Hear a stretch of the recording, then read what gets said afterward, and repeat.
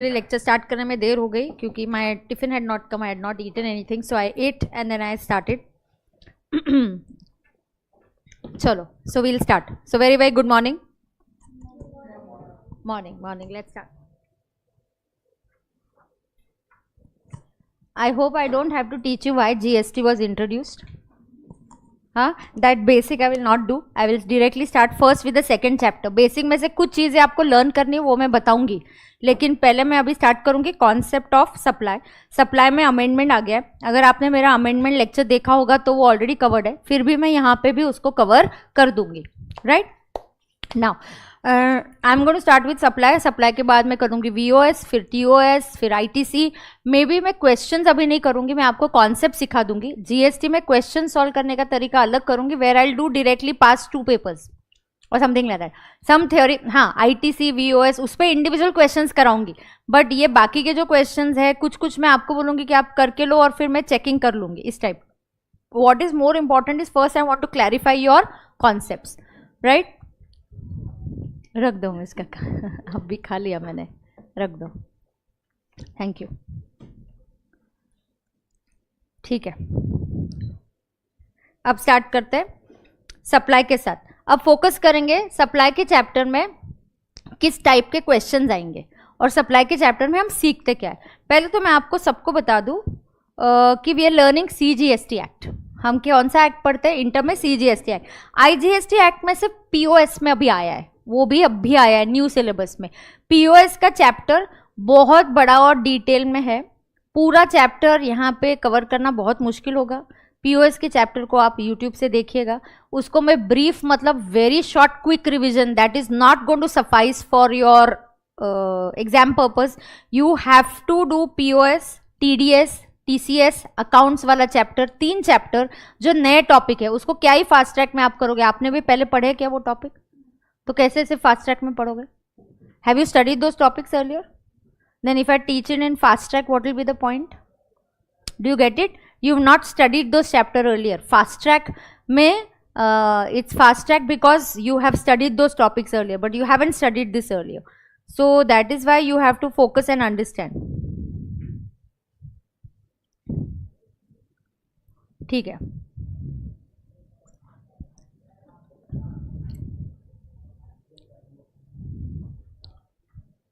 I'll just open the fast track का group. Yes, so here we go. Now supply के chapter को समझ के लेंगे. बहुत छोटा सा चैप्टर है, ध्यान से. अब पहले मैं आपको ब्रेन मैपिंग बुक से ही कुछ लिखवाऊंगी. थ्योरी वाला पार्ट मैं अलग से बाद में आपको दिखाऊंगी. First I teach you the concept and then maybe I will fill up the brain mapping book. तो हम कैसे करेंगे? Will fill up the brain mapping.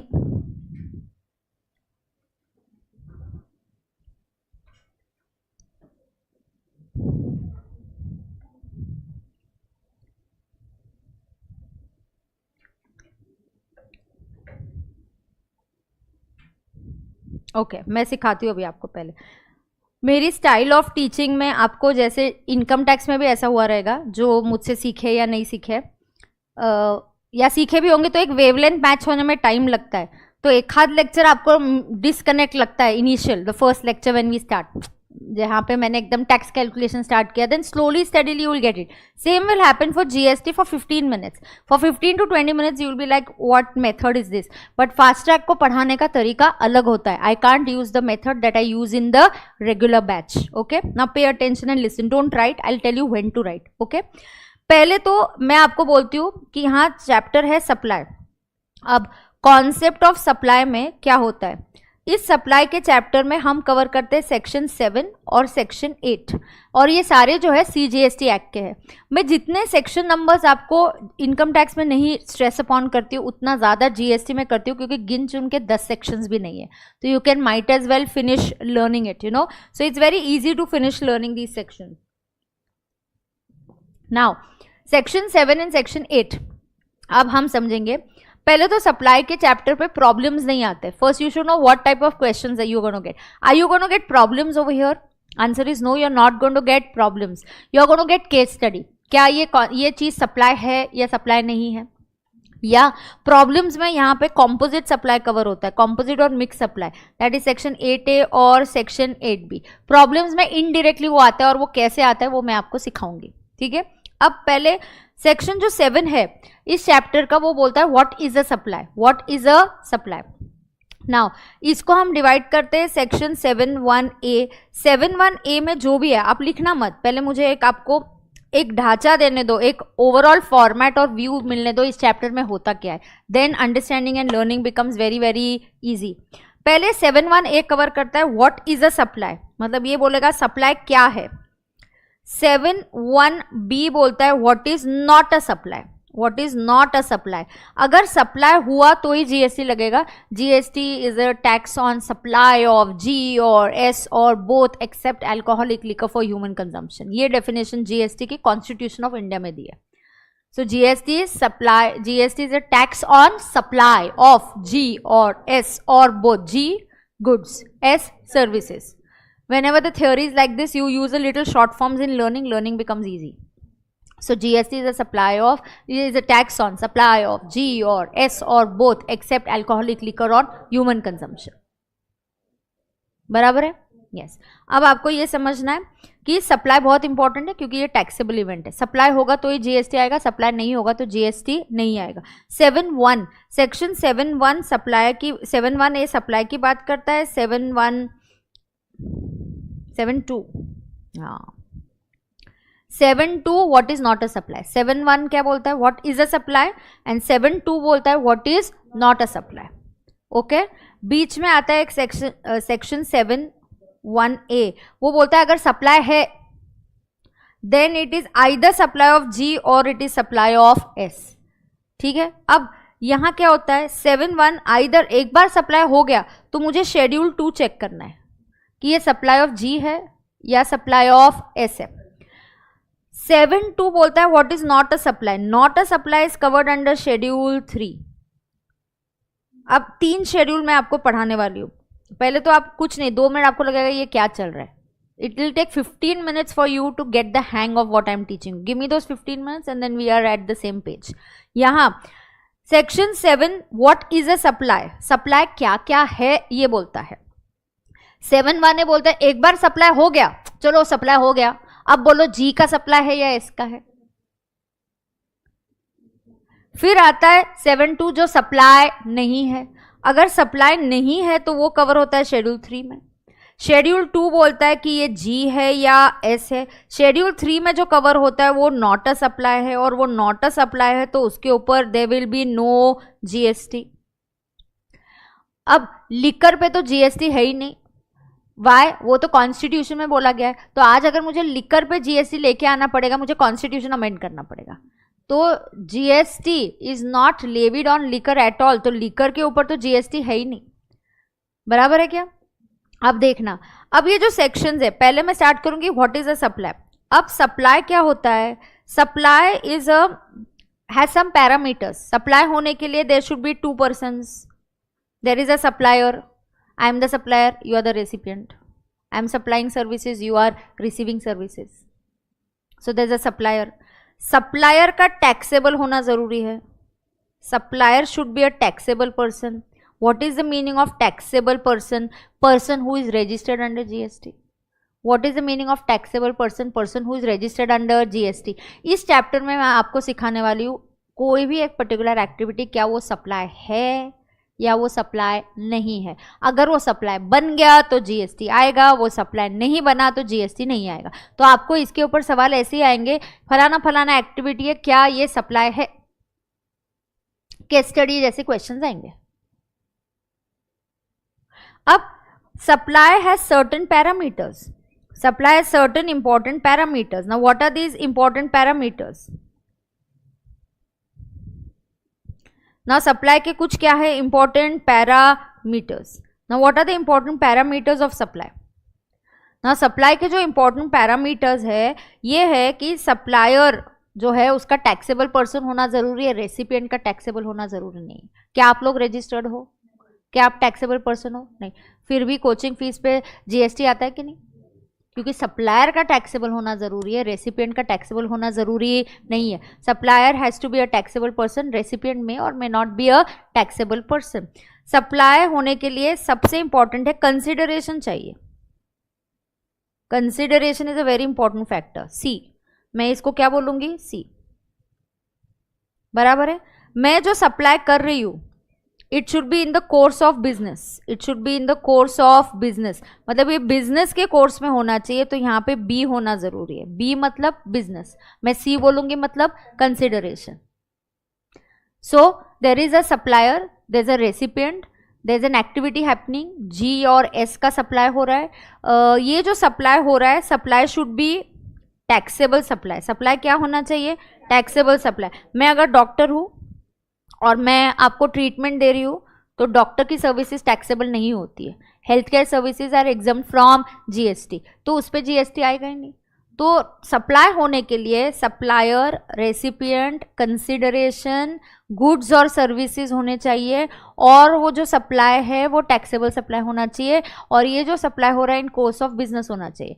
अगर चमेली जो इन्फोसिस में काम कर रही है, उसके पास ओल्ड ज्वेलरी है, वो ज्वेलरी लेके जाती है और ज्वेलर के पास बेच के आती है, इसके ऊपर सप्लाई नहीं होगा, ये सप्लाई नहीं है, because it is not in the course of business. चमेली अपनी ओल्ड ज्वेलरी बेचने जाती है तो वो सप्लाई नहीं है, because it is what is missing? B is missing. Supply होने के लिए ये सारे पैरामीटर्स होने चाहिए। देयर शुड बी सप्लाई किसका होना चाहिए? जी ऑब्लिक एस, तो जी की डेफिनेशन में आना चाहिए, एस की डेफिनेशन में आना चाहिए। तो आपको बता दूं, गुड्स और सर्विसेज की डेफिनेशन में शेयर्स और सिक्योरिटीज होते ही नहीं है, तो अगर आप शेयर्स बेचोगे तो जीएसटी आता नहीं है। हाँ, वो शेयर्स बेचने के लिए ब्रोकरेज होता है, उस ब्रोकरेज पे जीएसटी आता है, हाँ आता है। लेकिन जब आप शेयर्स बेचते हो, 10 लाख में मैंने शेयर्स बेचे, क्या 10 लाख पे जीएसटी आता है? No, because shares and securities are outside the definition of goods and services. मैं गुड्स और सर्विसेज की डेफिनेशन कवर करने वाली हूँ, बट अभी what's the harm in knowing it, because you have already studied GST once. मैं regular batch जैसे नहीं पढ़ाऊंगी फास्ट ट्रैक को, फास्ट ट्रैक को पढ़ाने का अप्रोच अलग चाहिए। तो please understand, goods and services ये do not cover shares and securities, and that is why shares बेचने पे सप्लाई नहीं है। तो सप्लाई के होने के लिए सप्लायर का टैक्सेबल पर्सन होना जरूरी है, कंसिडरेशन होना जरूरी है, in the course of B होना जरूरी है, टैक्सेबल सप्लाई होना चाहिए, सप्लाई ऑफ जी और एस होना जरूरी है। ये इंपॉर्टेंट पैरामीटर्स है। हाँ, समटाइम्स एक्सेप्शन होगा, समटाइम्स बी में भी मिसिंग, समटाइम्स सी में भी मिसिंग, फिर भी उसको सप्लाई मानेंगे। जब आपको पता है हर कोई लॉ और रूल होता है तो उसका कोई ना कोई एक्सेप्शन होता ही है, कोई ना कोई एक्सेप्शन होता ही है। Every rule is going to have some exception, every rule is going to have some exception.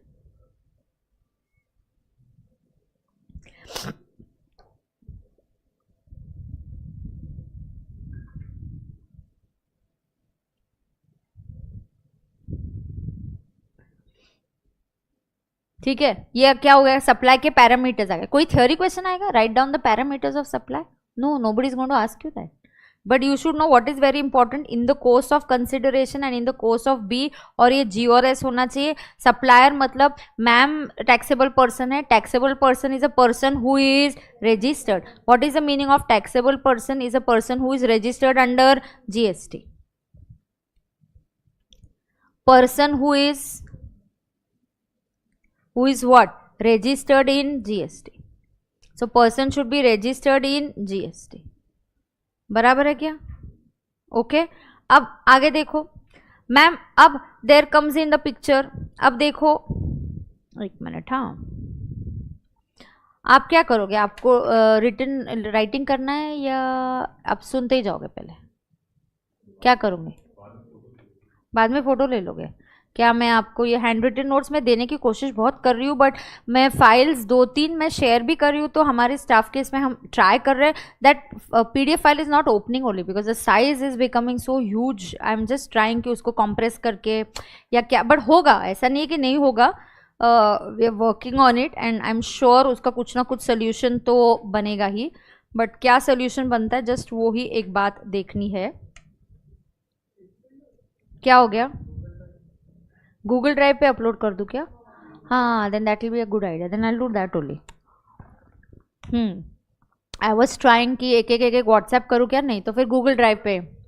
हाँ डन डन, तो वैसे करती हूँ, वील डू इट दैट। तो अगर आपको ये भी चाहिए तो ये भी शेयर कर दूंगी बाद में। तो भारी है मैम, शेयर ही कर रही तो हम लिखते ही नहीं हैं, ऐसा है क्या? अच्छा ठीक है, you can take a call. आपको लिखना है या नहीं लिखना है, absolutely the choice is yours, okay, you can take a call.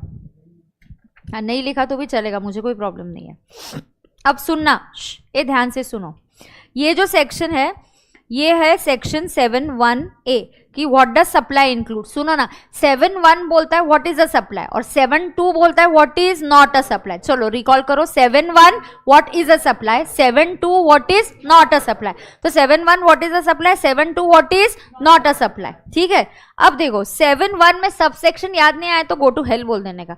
At least 7(1) तक आ गया तो ठीक है, उसके क्लॉजेज या सब सेक्शन याद नहीं आए तो चलता है यार। अब सुनो 7(1)(a क्या बोलता है कि ये इंपॉर्टेंट है।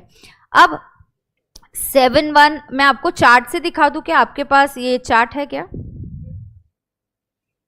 आपके पास चार्ट्स है क्या?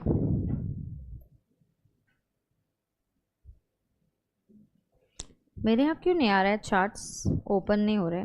आपका ब्रेन मैपिंग है? ठीक है,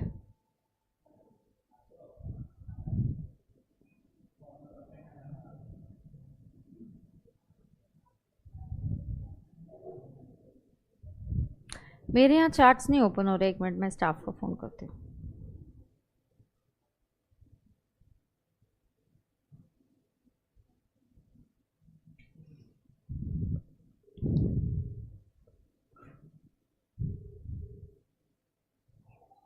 अरे माझ्याकडे ओपन नाही होते ब्रेन मॅपिंग, नाही हो, फक्त फोल्डर आहे, फाईल। हाँ हाँ हाँ हाँ,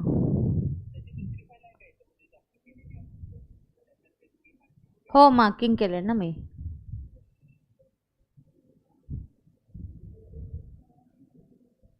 हाँ हाँ हाँ हाँ, ठीक है, झाली की मला मेसेज टाक। हाँ हाँ ठीक है, we can do a thing, we can write it in the brain mapping book. There is a brain mapping book, वहां पे लिखते हैं। ठीक है, पहले मुझे सिर्फ बताने दो, फिर ब्रेन मैपिंग बुक में मैं लिखवाती हूँ। वही ओपन कर दूं क्या? लास्ट बैच का ओपन करूँ तब तक? That file is loading, it's a very big file ना, तो वो लोड हो रहा है, तो आई विल जस्ट ओपन।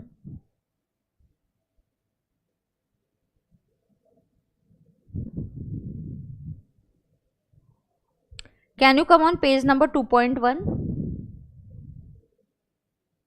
आगे क्या पेज 2.1 पे?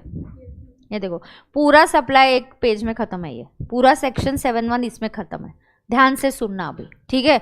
बहुत बढ़िया बुक है, आपको बहुत हेल्प करेगा ये जीएसटी में। अब ध्यान से देखना, योर ब्रेन मैपिंग बुक में सेक्शन 7 ये क्या बोलता है? देखो 7(1) क्या बोलता है? What is a supply. 7(1) क्या बोलता है? What is a supply. 7(2) क्या बोलता है? What is not a supply. बीच में क्या है वो बाद में देखते, पहले 7(1) what is a supply, 7(2) what is not a supply. ठीक है, ये तुझे भी ब्रेन मैपिंग बुक दे दूं क्या? एक दे दे, तू रोज अटेंड करेगा तो क्लास के बाद ले ले मुझसे, तो तू भी हमारे साथ फिलअप करते जा। ठीक है, अब देखो 7(1) सप्लाई क्या है। नाउ सप्लाई इंक्लूड्स व्हाट, ये देखो पहला, supply includes all forms of supply made or agreed to be made by a person for C बोला तो क्या? Consideration in the course of B मतलब क्या? In the course of business or profession. तो supply क्या है? All forms of supply. सुनो ना, supply is all forms of supply. What is all forms of supply? All forms में आता है सेल, एक्सचेंज, ट्रांसफर करो, बार्टर करो, ये सारे फॉर्म्स है। Sale, exchange, barter, transfer, disposal, this is all, lease, rental, ये सारे क्या है? Forms of supply. तो supply includes all forms of supply made or agreed to be made, future में करने वाले हो, made or agreed to be made. Supply includes all forms of supply made or agreed to be made for C in the course of B. बोलो जरा, for C in the course of B. Yes, अब 7(1)(a) इसी में parameters cover हो जाते हैं। इसी section के आगे उन्होंने क्या दिए बेटा? पैरामीटर्स दिए कि सप्लाई के इंपॉर्टेंट पैरामीटर्स क्या है। यहीं पे उन्होंने क्या दे दिया अपने को? इंपॉर्टेंट पैरामीटर्स दे दिए कि what are the important parameters of supply, ये दे दिया। अब 7(1)(a) क्या बोलता है?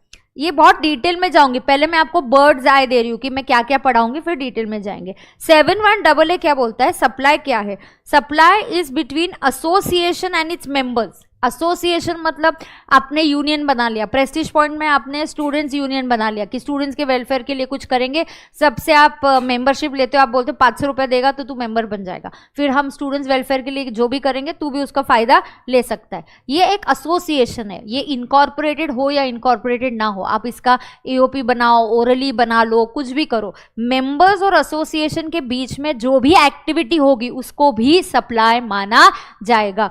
So this association is unincorporated.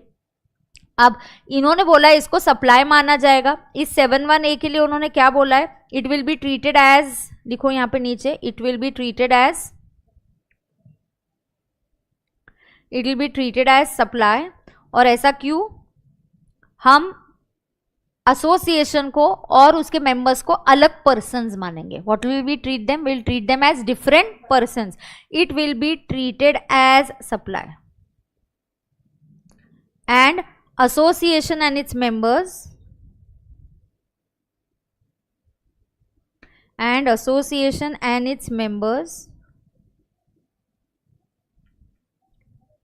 will be treated as what?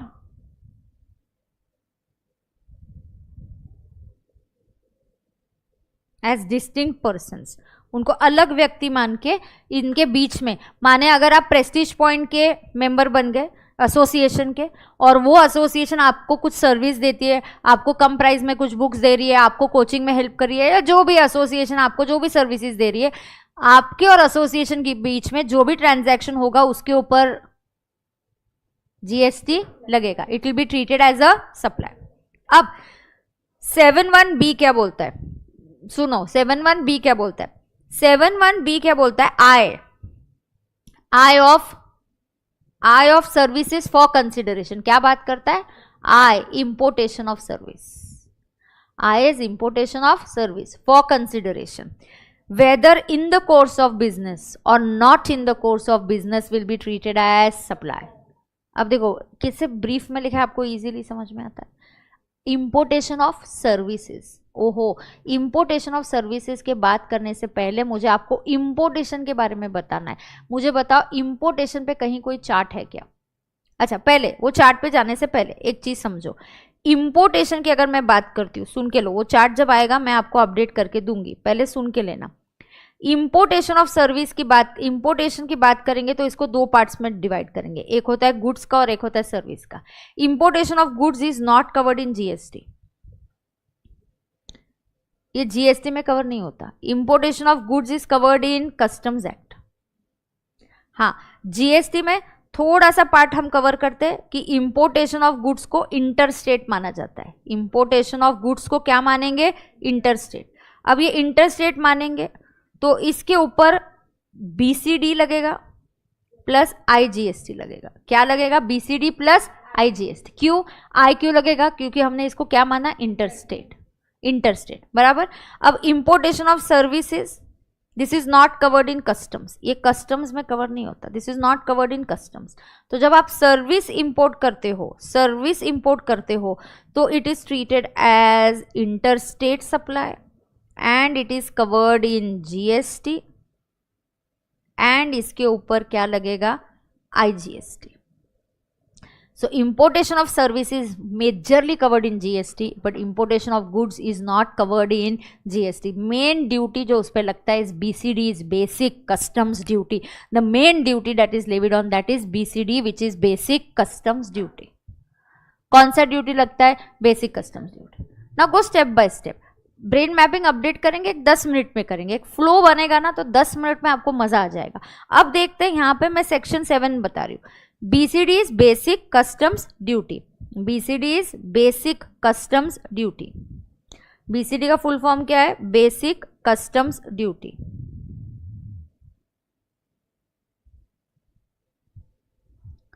BCD का फुल फॉर्म क्या है? Basic customs duty. ओके, ये जनरल नॉलेज है कि इंपोर्टेशन के बारे में समझ लो। गुड्स इंपोर्ट करोगे तो कस्टम्स में कवर होगा, सर्विसेज इंपोर्ट करोगे तो जीएसटी में कवर होगा। Goods to some extent they get covered, base, लेकिन मेजर उस पर कौन सा ड्यूटी लगता है, BCD, which is basic customs duty. अब ध्यान से सुनना, मैं आपको बता रही हूँ क्या क्या सप्लाई है। पहला चीज मैंने क्या बताया सप्लाई के बारे में, 7(1)(a), all forms of supply. क्या क्या कवर्ड है, ऑल फॉर्म्स ऑफ सप्लाई। सबसे इंपॉर्टेंट पैरामीटर ये है, it should be for C and it should be in the course of B।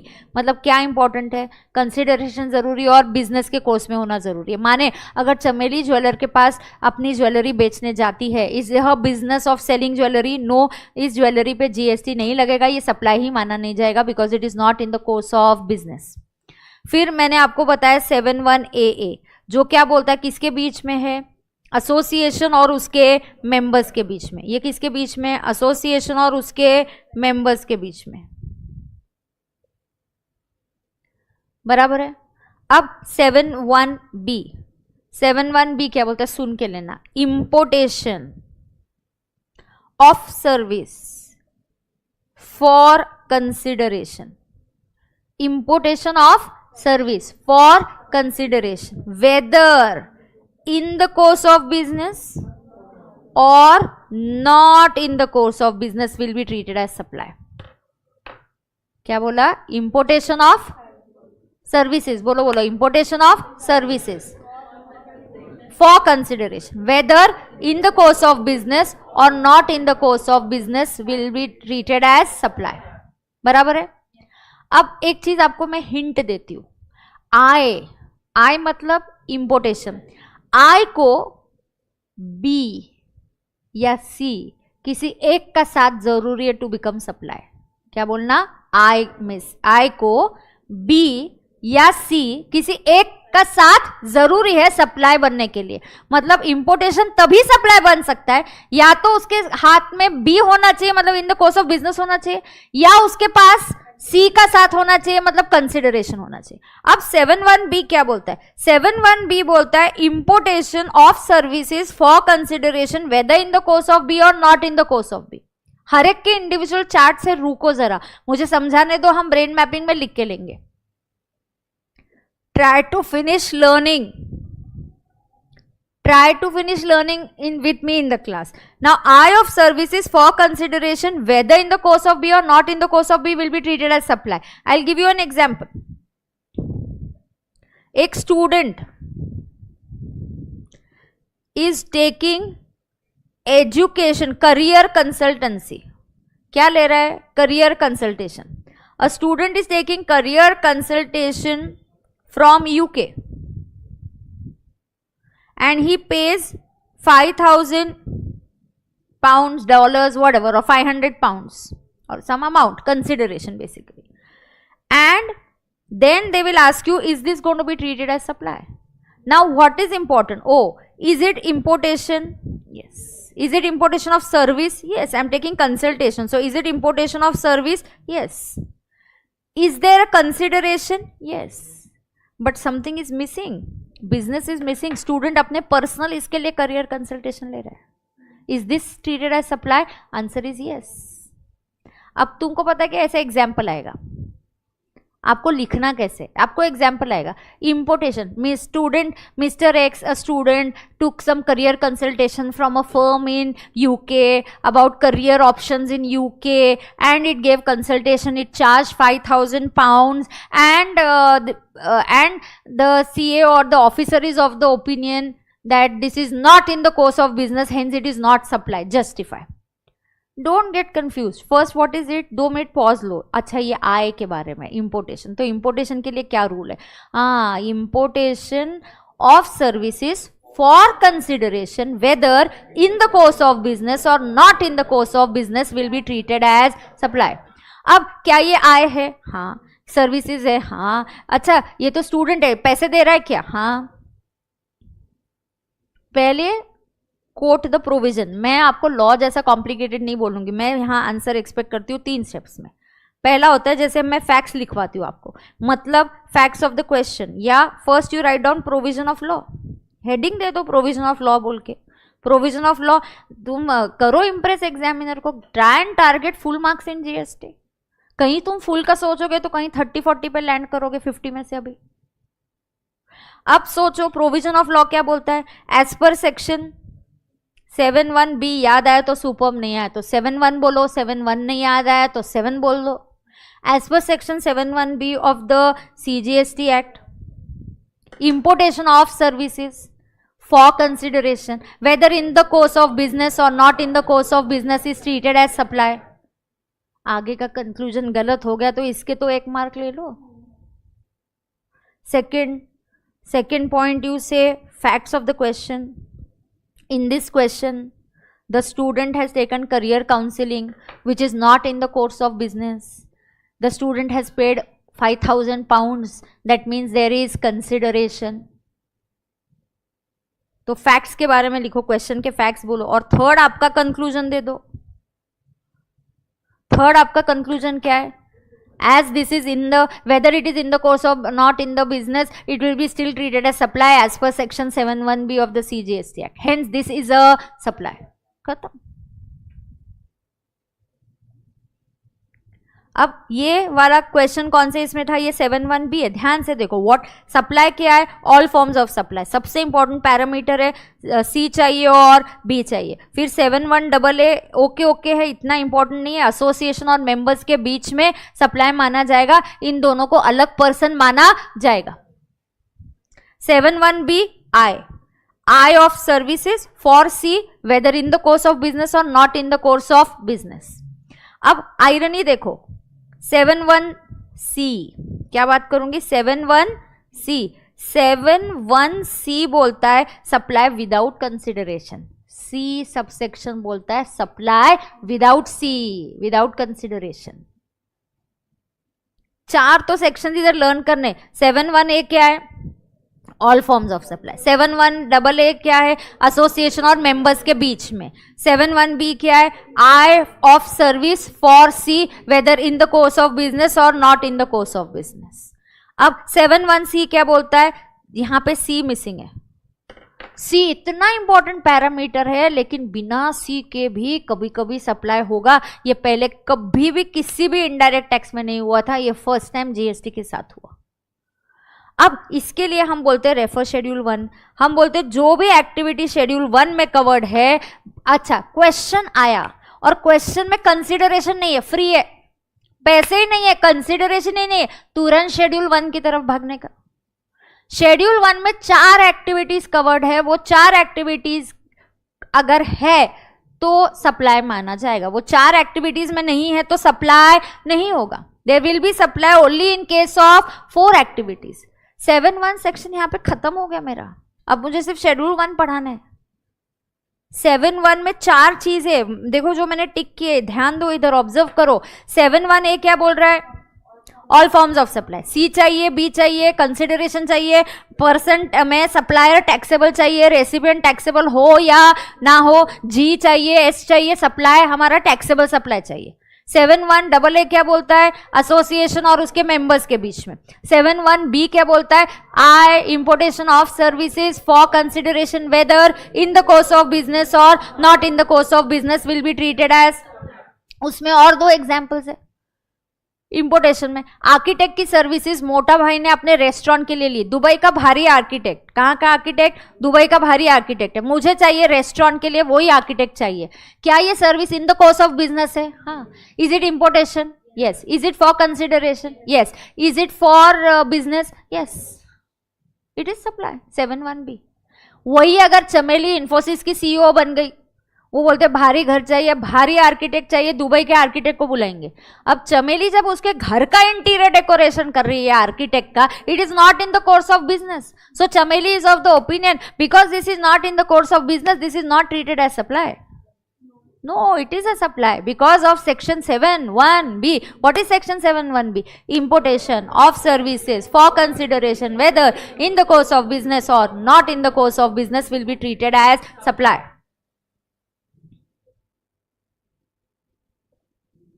अब आता है 7(1)(c. आयरनी देखो. 7(1)(c बोलता है कि ये सप्लाई. यार इसको ऐसी मेरे को तो नहीं ये जमता है इतना. रुको, हेमंत को ही बोलती हूँ, बहुत ठंडा है ये तो.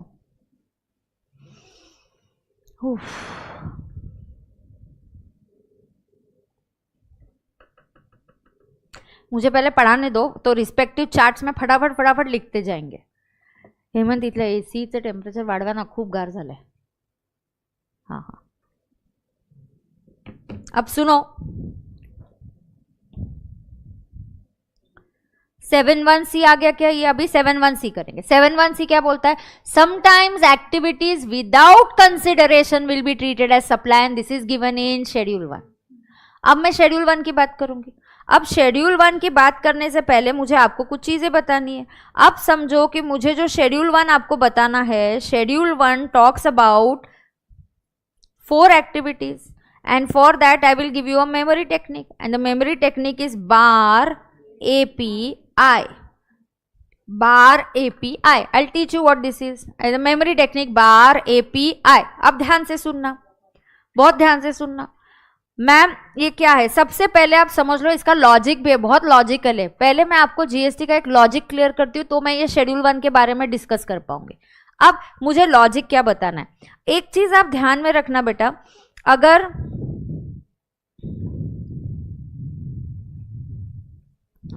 यहां एक जीएसटी का पहले आपने लॉजिक ध्यान में रखना है. मुझे आपको पढ़ाना है schedule 1. And what is schedule 1? Schedule 1 is activities treated as supply. ये 7.1c सेक्शन बता रहा है आपका. 7.1 what is a supply, 7.2 what is not a supply. मुझे गिन चुन के आपको 4 या 5 चीजें बतानी है इस चैप्टर में. पहले what is supply, what is not a supply, section 7 है.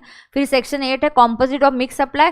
फिर है कुछ सर्कुलर्स पे बहुत ज्यादा इंपॉर्टेंस दिया जाता है. सर्कुलर्स, बहुत सर्कुलर्स ऐड हुए और एक अमेंडमेंट आया है इस चैप्टर में. बस तो ये 3 पार्ट्स में मैं आपको कवर कर दूंगी. आज पूरे 2 घंटे नहीं मिले, वरना आज और कल में तो ये चैप्टर हमारा अभी खत्म भी हो जाएगा. अब देखो शेड्यूल 1 क्या बोलता है? Activities treated as supply even if it is without C. यहां सी मिसिंग है, फिर भी इसको सप्लाई माना जाएगा. अब थोड़ी देर मुझे थोड़ा पढ़ाने दो, फिर अपन फटाफट ब्रेन मैपिंग भरते जाएंगे. अब देखो activities treated as supply without consideration. अब यहां क्या होने वाला है? पहले मुझे एक लॉजिक बताने दो. When Mota Bhai, any person who is doing business, you know I get a seamless flow of credit in GST. What happens when Mota Bhai purchases A, B, C raw material? तो यहाँ मुझे 100 rupees पे 10 rupees का GST आ गया, इधर 100 पे 5 रुपया आ गया. ये जो भी है, मतलब ये 100 पे मान के चलो 2 रुपये का टैक्स आ गया, वॉट एवर, ये GST के टैक्स से. तुमको पता है I sold only product A for 200 and maybe the tax there was 10% के हिसाब से 20. Do you know I don't do 1-to-1 correlation.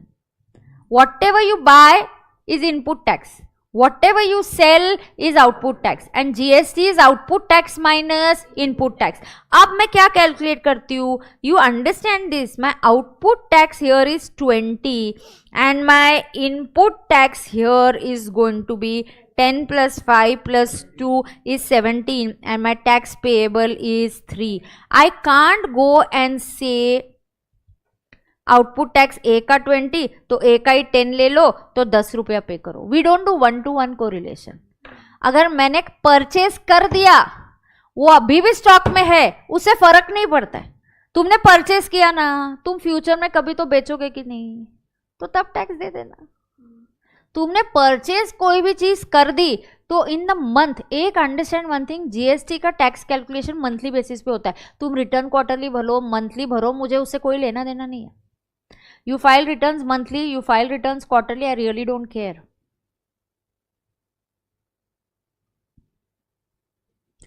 Working of tax to the government is done on a monthly basis except composition. सबका tax का working कैसे होता है? Monthly. तो government क्या बोलती है? मंथली तुम्हारे परचेज निकालो, परचेज के जो टैक्स है वो निकाल. अरे कितने सप्लायर है, कितने सप्लायर के हजारों में प्रोडक्ट्स रहते हैं, कौन 1-to-1 करेगा? मैंने ये प्रोडक्ट खरीदा, ये बेचा क्या, इसका जीएसटी लू क्या? नहीं, परचेज किया ना आईटीसी, सेल किया आउटपुट. वेदर अगर पता है ये ऐसे वर्किंग होगा, बी और सी अभी भी स्टॉक में है, डजंट मैटर. 1-to-1 को रिलेशन नहीं होता. दूसरी बात, do you understand there is a difference between Chameli and there is a difference between Mota भाई.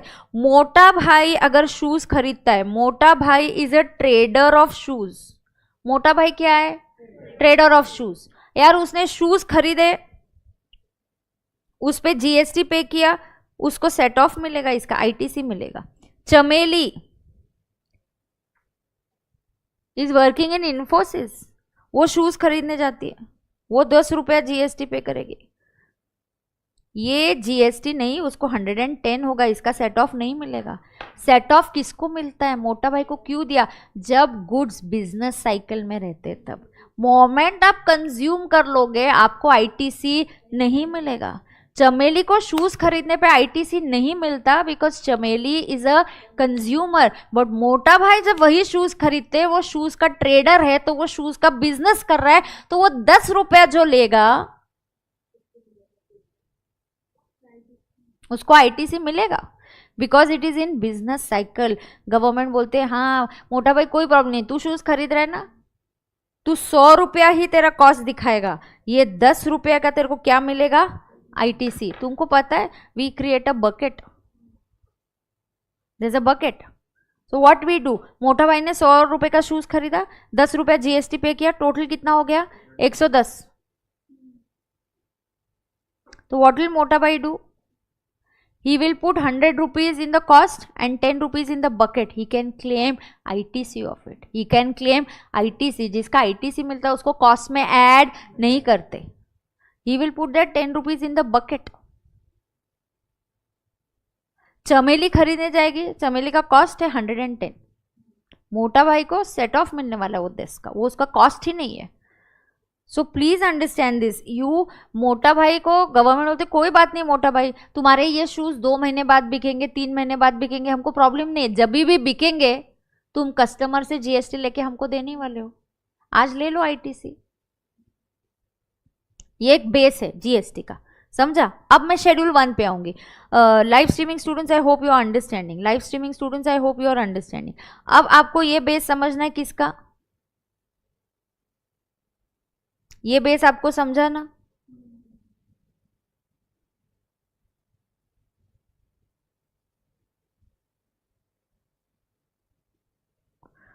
अब ये बेस आपको समझा, इसके बेसिस पे मैं शेड्यूल 1 बताऊंगी। अब शेड्यूल 1 क्या बोलता है सुन के लेना। शेड्यूल 1 क्या बोलता है? बार एपी आई, उसमें BA stands for business assets. So there is disposal of business assets. Now pay attention and understand. Disposal of business assets. This is the first thing. There are only 4 activities. उसमें से BA is business asset, R is related person and deemed distinct person, AP is agent and principal and I is importation. Bar API. Schedule 1 में क्या आता है? बार API. Repeat करो, schedule 1 में क्या आता है? बार API. What is schedule 1? हाँ but what is schedule 1? Activities without supply. What is schedule 1? Activities without activities which are treated as supply without consideration. बिना कंसिडरेशन के सप्लाई हो। क्वेश्चन में सब कंसिडरेशन मिसिंग है तो शेड्यूल 1 में जाने का, बात खत्म। अब सुनना, what is disposal of business asset? ध्यान से सुनेंगे। अब मोटा भाई की कपड़े की दुकान है, मोटा भाई शॉप में बैठा है, चमेली आती है, चमेली उसकी स्कूल फ्रेंड है, चमेली को देख के मोटा बोलता है अरे इसने जो भी शॉपिंग किया इसको फ्री में दे दो। He doesn't charge any money, he tells her you bought 2 garments, no problem, don't pay money, take it free for you, gift from me. Is he charging consideration? This is disposal of business asset. You are disposing of your business asset. This will be treated as supply provided मोटा भाई has taken ITC while buying the garments। और अभी सिखाया मैंने आपको, आपने garments खरीद लिए तो उसी मंथ में ITC मिल जाता है। अब गवर्नमेंट तो मोटा भाई को ITC ये भरोसे पे दिया था कि मोटा भाई को दे दो यार सेट ऑफ, आगे बेचेगा तो अपने को टैक्स कमा के देगा वो। मोटा भाई ने तो पचका कर दिया। गवर्नमेंट बोलते आई डोंट केयर, चमेली तुम्हारी स्कूल फ्रेंड है, हमारा उससे कोई लेना देना नहीं है, इसको सप्लाई मानेंगे। इस सप्लाई को जनरली मार्केट वैल्यू, कपड़े की जो मार्केट वैल्यू है, अगर बेचते तो क्या वैल्यू पे बेचते, वो वैल्यू पे GST मोटा भाई को देना पड़ेगा, चाहे वो पैसे ले या ना ले, it doesn't matter because he doesn't take money, still he will have to pay. अच्छा मैम क्या वैल्यू पे करना है? ये वैल्यूएशन रूल्स हमें इंटर में नहीं है, वो वैल्यूएशन रूल्स हमें फाइनल में। We don't have valuation rules now. We are going to study that value in final. हाँ 15 है, हम सीखने वाले, बट 15 में भी वैल्यूएशन रूल्स है.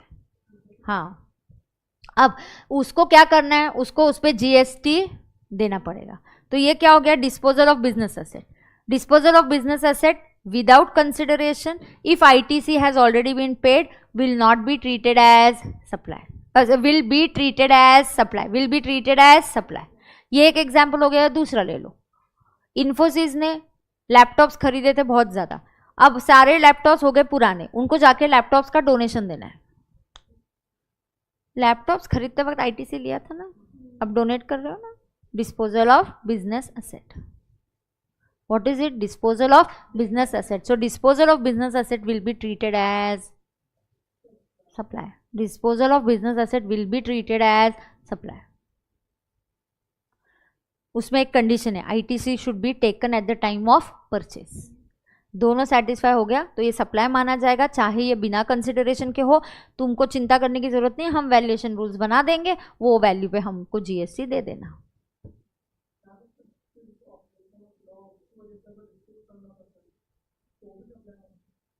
यस. तो फिर जो भी वैल्यू पर तुम डिस्पोज ऑफ कर रहे हो, हम नहीं बोल रहे कि यार जैसे मैंने लैपटॉप का डोनेशन दिया, मेरे लैपटॉप की वैल्यू अभी 1000 रुपये, तो तुम 1000 पे जीएसटी देना. हाँ हाँ, बट नहीं फिर भी नहीं है ऐसे. बहुत रेयरली ऐसे रूल्स और प्रोविजंस होते हैं जहाँ पे अलाउ करते. सिंपल थिंग लाइक चोरी और थेफ्ट हो जाना, आग लग जाना, उसका भी आईटीसी फिर ब्लॉक क्रेडिट हो जाता है. We don't get it. It's a part of your cost basically then. Okay, so please understand over here. First is what, disposal of business asset. What is the example of disposal of business asset I gave you. Motabhai gifting, क्या example दिया, gifting garments to Chameli. तो मोटा भाई क्या कर रहे हैं, garments gift कर रहे चमेली को. रुको, अब एक मुझे बता दो, शेड्यूल 1 है कहाँ तुम्हारा. हाँ एक मिनट, आ गया, मेरा भी लोड हो गया.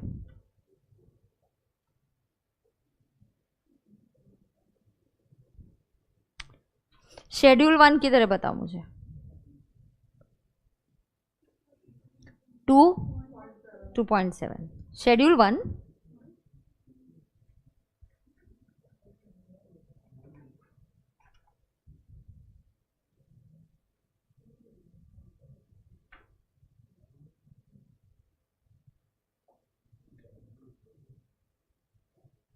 Okay, pay attention. शेड्यूल 1, पूरा शेड्यूल 1 इसमें कवर हो जाएगा आपका. ठीक है, ये कौन सा पेज है, पेज 2.7. ओ बेटा कौन सा पेज है ये, 2.7.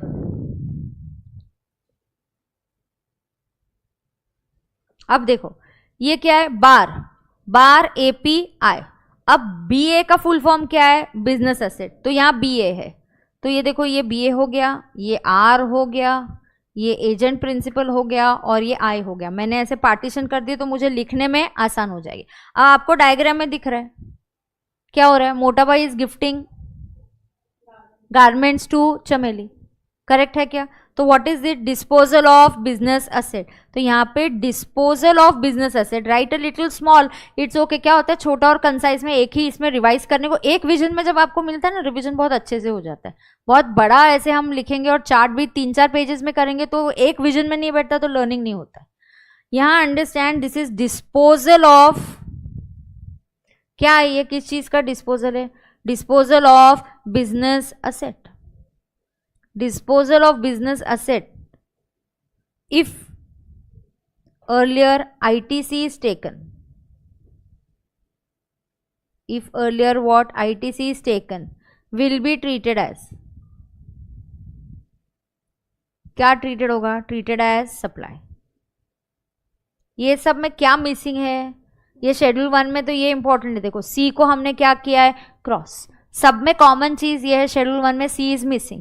इसके एग्जाम्पल क्या है, 2 एग्जाम्पल. अच्छा और भी हो सकते हैं, मैं 2 दे रही हूँ. एनीथिंग आई टेल यू, क्या एनीथिंग डिस्पोजिंग, गिफ्ट में देना, सैंपल में डिस्ट्रीब्यूट करना, gifting sample of your business asset, और खरीदते वक्त आपने आईटीसी ले लिया है, then it is going to be treated as supply covered under schedule 1.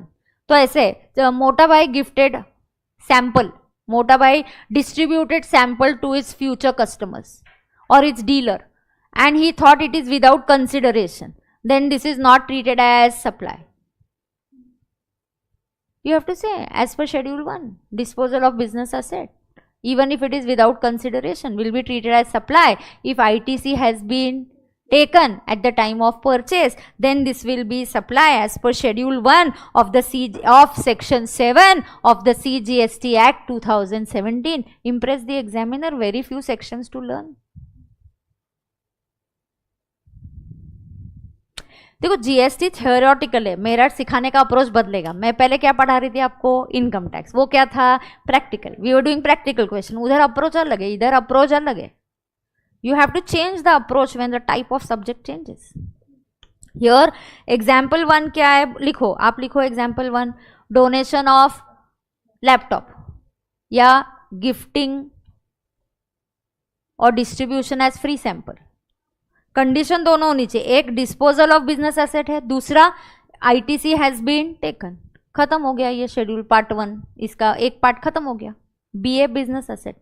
अब आर क्या है, रिलेटेड पर्सन और डीम्ड डिस्टिंक्ट पर्सन. आर क्या है, रिलेटेड पर्सन और डीम्ड डिस्टिंक्ट पर्सन. तो आर स्टैंड्स फॉर व्हाट, इधर लिखा है ऊपर, आर इज रिलेटेड पर्सन और deemed distinct person. DDP, R क्या है, रिलेटेड पर्सन और DDP deemed distinct person.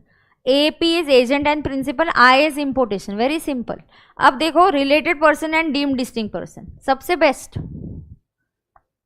Related person and deemed distinct person. Related person and deemed distinct person में क्या होता है, दोनों के बीच में ट्रांजैक्शन होता है, स्टॉक ट्रांसफर होता है, उसको सप्लाई माना जाता है. सबसे बेस्ट प्रोविजन है शेड्यूल 1 की. शेड्यूल 1 की वजह से डबल टैक्सेशन नहीं होगा, शेड्यूल 1 की वजह से फ्री फ्लो ऑफ सप्लाई ये कंटिन्यू होगा. कैसे, अभी बताती हूँ आपको, पहले ध्यान से सुनो. पहले what is a related person and what is a DDP. DDP की कॉन्सेप्ट जानने के लिए ये आना पड़ेगा आपको पेज नंबर 2.3 पे, चार्ट नंबर 2.3. कौन से चार्ट पे आ रहे हैं आप, 2.3. डायग्राम से बहुत सिंपल है. एक रजिस्ट्रेशन मेरा, एक ऑफिस पुणे में है और एक ऑफिस मेरा नागपुर में. मेरे पास 2 ऑप्शन है.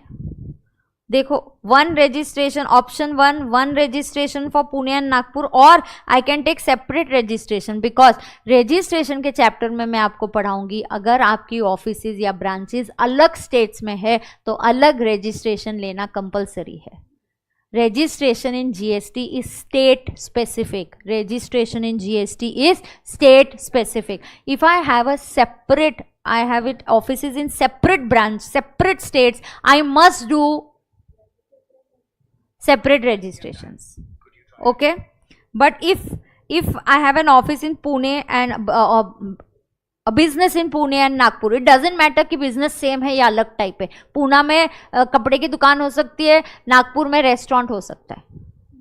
बिजनेस टाइप या बिजनेस का vertical is not important. What is important is कि सेम स्टेट में है तो आपके पास 2 ऑप्शन है. Either you go for 1 registration or you have an option to, you can have registration 1 for Pune and registration 2 in Nagpur. Moment you have separate registration, they will be treated as DDP, मतलब deemed distinct person. आपने अलग registration किया तो आपको उनको क्या treat करना पड़ेगा, DDP करना पड़ेगा. आपके पास लिखा हुआ है ये, हाँ तेरे पास लिखा हुआ है, हाँ ठीक है. नहीं मुझे नहीं, why I got scared, I thought कि गलती से आपको टीचर्स कॉपी की प्रिंट आउट तो नहीं मिली. I have 2 copies, I have a student's copy and I have a teacher's copy. Teacher's copy में सब कुछ लिखा हुआ है ये आंसर्स भी, तो मैं हमें वो ही दे देते, फिर तुम क्लास ही क्यों आ रहे हो, फिर हमें वो ही देते, पढ़ के समझ के लो. जब आप खुद से लिखते हो तो अंडरस्टैंडिंग बेटर होती है, जब आप लिखा हुआ देखते हो तो अंडरस्टैंडिंग कम होती है. अगर चार्ट बुक से तुम पास हो जाते तो सारे बच्चे सीए बन जाते. आज चार्ट बुक खरीदने से हम नहीं सीए बनते, समझता है. हाँ, तो ये क्या होगा, treated as DDP. So I got scared की गलती से प्रिंटिंग में फास्ट ट्रैक को टीचर्स कॉपी चली गई, कैसे मेरे को टेंशन आ गया अब सुनो, महाराष्ट्र और दिल्ली, इनको ऑप्शन है क्या, नो. कंपल्सरी कंपल्सरी लिखो सेपरेट रजिस्ट्रेशन, क्यों? स्टेट अलग अलग है, compulsory separate registration. And moment you do compulsory separate registration, अयो आप क्या कर रहे हो? Separate registration, you will be treated as. अब डीडीपी बनने पे प्रॉब्लम क्या है? प्रॉब्लम क्या है मैं बताती हूँ। हो गया लिखा ये? अब सुनो, महाराष्ट्र में रजिस्ट्रेशन 1 है और ये शॉप आपका दिल्ली में है, दिल्ली में रजिस्ट्रेशन 2 है। अब इन दोनों के बीच में जो भी स्टॉक ट्रांसफर होगा, इट विल बी, ये जो भी आप गुड्स लेके जाओगे, इस स्टॉक ट्रांसफर को any transfer between deemed distinct person and related persons without consideration is treated as supply. ये है शेड्यूल 1 का सेकेंड पॉइंट। तो ये जो है एनी ट्रांसफर ऑफ जी और S between DDP even if without C, समझता है? Without C no consideration is treated as supply. ऐसा कौन बोला? शेड्यूल 1 बोला, is treated as supply as पर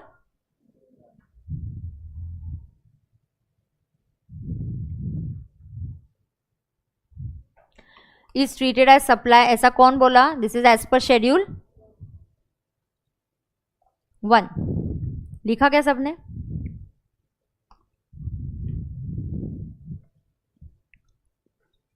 ऐसा क्यों किया मैम? इसका लॉजिक है, फटाफट लॉजिक बताती हूँ। ओके, मान के चलो महाराष्ट्र से दिल्ली, ये डबल टैक्सेशन नहीं होगा। महाराष्ट्र के लिए ये क्या होगा? For GST purpose it will be treated as sale. Maharashtra इस पे क्या कलेक्ट करेगा? Output tax. दिल्ली के लिए क्या ट्रीट किया जाएगा? Purchase, inward supply. और दिल्ली इसके ऊपर इनपुट टैक्स पे करेगा। इस इनपुट टैक्स का दिल्ली आईटीसी लेगा, एक ब्रांच पे करेगा, एक ब्रांच आईटीसी ले लेगा, तो ट्रांजैक्शन नलीफाई हो जाता है। ऐसा करना क्यों जरूरी था? गुड्स कहां पहुंचे पता है? इस पे कौन सा टैक्स लगेगा? आईजीएसटी। अब गुड्स कहां पहुंचे? दिल्ली में। तो बहुत ज्यादा चांसेस है कि सेल आगे कहां होगा? दिल्ली में। गुड्स दिल्ली में पहुंचे, एक जगह दिल्ली के यहाँ स्टॉक कम था तो मैंने महाराष्ट्र से मंगवा लिया, अब सेल कहाँ होगा? दिल्ली में। अब सेल दिल्ली में होगा तो दिल्ली का सीजीएसटी और आईजीएसटी लगेगा, सॉरी दिल्ली का सीजीएसटी और एसजीएसटी लगेगा। अब सी और एस के अगेंस्ट आईजीएसटी का सेट ऑफ ले सकते हैं। अगर हम ये आई बीच में नहीं लाते ना, अयो ये आई बीच में हम नहीं लाते तो पता है गुड्स ओरिजिनली कहाँ खरीदे? महाराष्ट्र। महाराष्ट्र का एसजीएसटी का सेट ऑफ दिल्ली में नहीं मिलेगा, इसीलिए हम आय का कॉन्सेप्ट लेके आए। आय के कॉन्सेप्ट को लेके आने से सेट ऑफ का फ्री फ्लो हो गया। समझा तो सुपर्ब, नहीं समझा तो फैंटास्टिक। ये तो एक लॉजिक है, लॉजिक को समझने के लिए टाइम लगता है, ऐसा तुरंत नहीं समझ में आता है वो इमेजिन। लेकिन कॉन्सेप्ट तो क्लियर है कि डीडीपी के बीच में ट्रांजैक्शन हुआ तो वो सप्लाई होगा और उस पे आईजीएसटी लगेगा। मैम ये आईजीएसटी का कॉन्सेप्ट क्यों लेके और इस पे जीएसटी क्यों लगा रहे? क्योंकि फ्री फ्लो चाहिए। नहीं तो परचेज हो रहा है महाराष्ट्र में, मैं टैक्स पे कर रही हूं महाराष्ट्र में, सेल हो रहा है दिल्ली में, तो दिल्ली में सेल हो रहा है तो मैं महाराष्ट्र का आईटीसी कैसे ले सकती हूँ? महाराष्ट्र का एसजीएसटी अलग है और दिल्ली का एसजीएसटी अलग है, इसलिए हम बीच में लेके आए तो हम बोलते तुम आय पे कर दो। आय बहुत फ्लेक्सिबल है, आय का सेट ऑफ किसके अगेंस्ट भी मिल जाता है तुमको, इसीलिए ये कॉन्सेप्ट लेके आए ताकि आईटीसी का फ्री फ्लो बना हुआ रहे। तभी तो जीएसटी को डेस्टिनेशन बेस्ड टैक्स किया है, जहां गुड्स जाएंगे गुड्स ले जा और उसका टैक्स भी तू ही ले जा, क्योंकि गुड्स का आगे तू ही बेचेगा तो उस टैक्स का तू ही आईटीसी ले जा, गुड्स भी ले जा और टैक्स भी ले जा। ये लॉजिक है, लॉजिक समझने में लिए थोड़ा सा कभी कभी टाइम लग जाता है। You know when you read the same provision as a student and you read it as an article, you read it as a CA final student, you read it as a CA, same provision, your understanding gets deeper and deeper and deeper. So you have to give that time to yourself, okay? But one thing I can just quickly mechanically teach and finish कि ये DDP है, ऐसा है वैसा है, but इसका logic है कि IGST क्यों लगाते? ध्यान में आ रहा है क्या? ये फेस लाइव स्ट्रीमिंग वाले तुम डाउट पूछो तो जरा।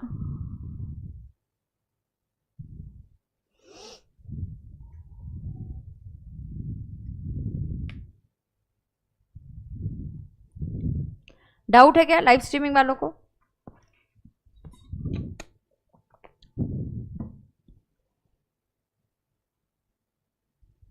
डाउट है?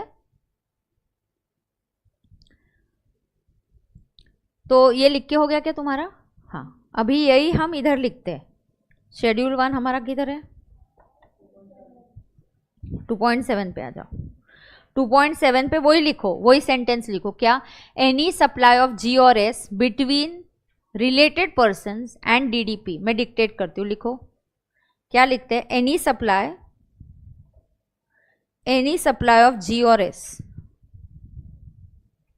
बिटवीन कौन? Related persons and DDP is treated as supply even if without C.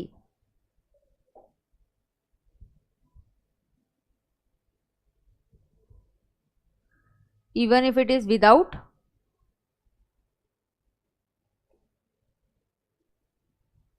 बराबर है क्या? Even if it is without C. समझ में आ गया?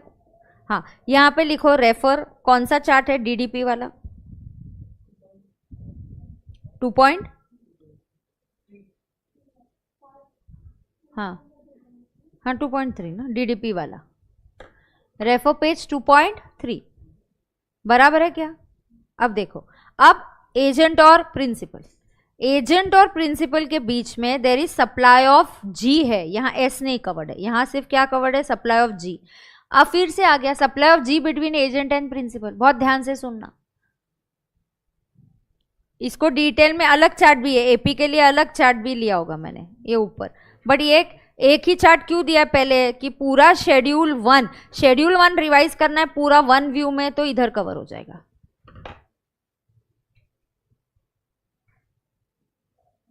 बराबर है क्या? अब आपको क्या समझना है? शेड्यूल 1 में आपको समझना है agent principal. What is this agent and principal? You go to a mall to do shopping, go to the Central, और now what is that new mall? Centro या क्या बोलते हैं? अभी रिलायंस का कौन सा मॉल है? सेंट्रियो है ना? क्या? सेंट्रो। हाँ, तो सेंट्रो मॉल में आदिदास के शूज है, नाइकी के शूज है, सारे ब्रांड के शूज है। क्या वो सेंट्रो मॉल ओन करता है शूज? नहीं, इट्स ए एजेंट। उन्होंने नाइकी से 10 शूज मंगाए, आदिदास से 100 मंगाए, कहाँ से 50 मंगाए। They don't pay money. How can I pay so much money? I have 100 shoes of Adidas, 100 of Nike and 100 of Puma, some other brand. I am an agent of Adidas, Nike and Puma. I don't pay money. There is no C here. Consideration is missing. ऐसा deal होता है, महीने भर stock रखेंगे, जो बेचेंगे उतने पैसे आपको देंगे, हम हमारा कमीशन चार्ज करेंगे और आपको बचे हुए पैसे दे देंगे। और महीने भर के बाद या 2 महीने के बाद जो भी होगा, ये स्टॉक आपको भेज देंगे, फिर आप फिर से चाहिए तो नया स्टॉक भेज देना। एजेंट प्रिंसिपल विदाउट सी। अब सवाल ये आता है, एजेंट सप्लाई चेन एंटर करता है या नहीं करता है? Now what is it when the agent enters? See, I am again telling you, I am teaching you section 7, I am finishing 7.1 7.1 what is a supply, 7.2 what is not a supply. क्या supply है और क्या supply नहीं है। अब what is a supply वो पढ़ा रही हूँ कि सप्लाई क्या है, all forms of supply. 7.1a 7.1AA association and members, 7.1b importation of services for consideration whether in the course of B or not in the course of B. बार बार ये रिपीट करना पड़ेगा आपको, तब ये लर्न होगा। फिर बार बार, और जीएसटी तो ऐसा भयंकर है ना, आपको बीच बीच में देखना पड़ेगा मैं एग्जैक्टली पढ़ क्या रहा हूँ। तब जीएसटी पढ़ रहा हूँ ऐसा नहीं बोलने का। हम क्या पढ़ रहे हैं? Oh I am studying agent and principal. Oh what is this agent and principal? Oh it is covered in schedule 1। Oh what is schedule 1? It is supply without consideration. जब आप थ्योरी पढ़ते हो ना, बीच बीच में आपको रिमाइंड करना पड़ता है कि मैं एग्जैक्टली पढ़ क्या रहा हूँ। You have to do that, only then that flow is maintain. अब एजेंट और प्रिंसिपल के बीच में क्या होता है? एजेंट और प्रिंसिपल के बीच में ऐसा होता है कि इसमें कंसिडरेशन नहीं है। अब ऐसा होता है कि देखो, मैं शूज खरीदने गई, शूज कहाँ से खरीदे? सेंट्रो मॉल से। बिलिंग करने आदिदास आता है? किसका बिल होता है? सेंट्रो का। बिलिंग सेंट्रोमॉल कर रहा है, मतलब agent is entering the supply chain by making an invoice in its own name. Agent बोलता है मैं इनवॉइस मेरे नाम पे बनाऊंगा। Agent is entering the supply chain, how? By making the invoice in its own name. Agent can also choose not to make a invoice in its own name. Agent बोल सकता है नहीं नहीं, प्रिंसिपल को कॉल करेगा, एक customer मिल गया, cell हो गया, अब आप बिल रेस कर दो, आपके एग्रीमेंट के ऊपर है। या जैसे मैं पेंटिंग्स बेच रहा हूँ, मैं ऐसे एजेंट हूँ, मैं पेंटिंग्स लेके जाती हूँ घर पे लोगों की यहाँ, और एक पेंटर है बहुत भारी वाला, उनकी पेंटिंग्स दिखाती हूँ। जैसे ही कस्टमर बोलते हैं हाँ पसंद आ गया, मैं पेंटर को फोन करती हूँ यार तुम्हारा बिल बना दो। I will not enter the supply chain, मुझे वो इनवॉइस कंप्लायंस झिकझिक नहीं चाहिए। सो एजेंट दो प्रकार के हो सकते हैं। हाँ, यहां हम कवर वही कर रहे हैं जिनके बीच में कंसिडरेशन नहीं है।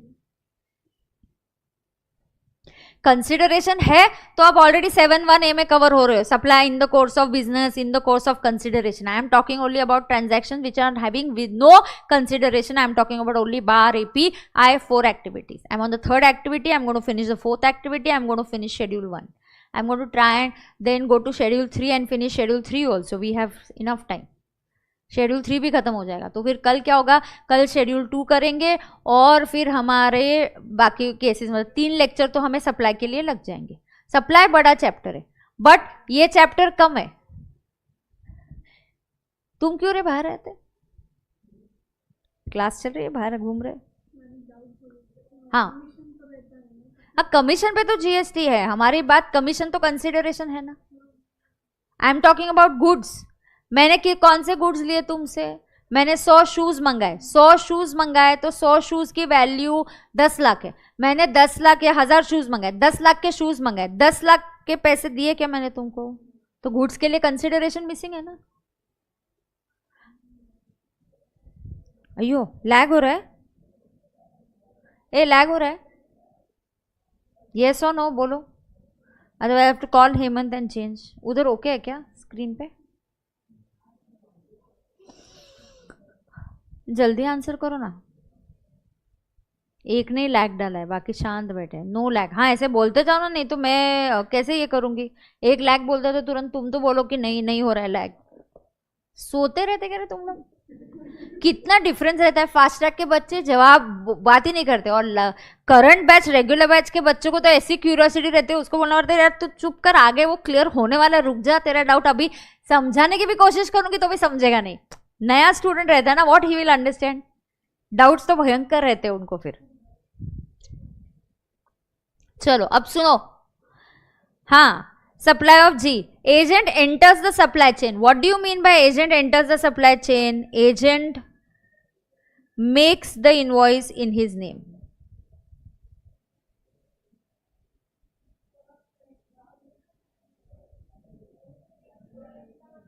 And agent does not enter the supply chain. Agent does not make I invoice in his name.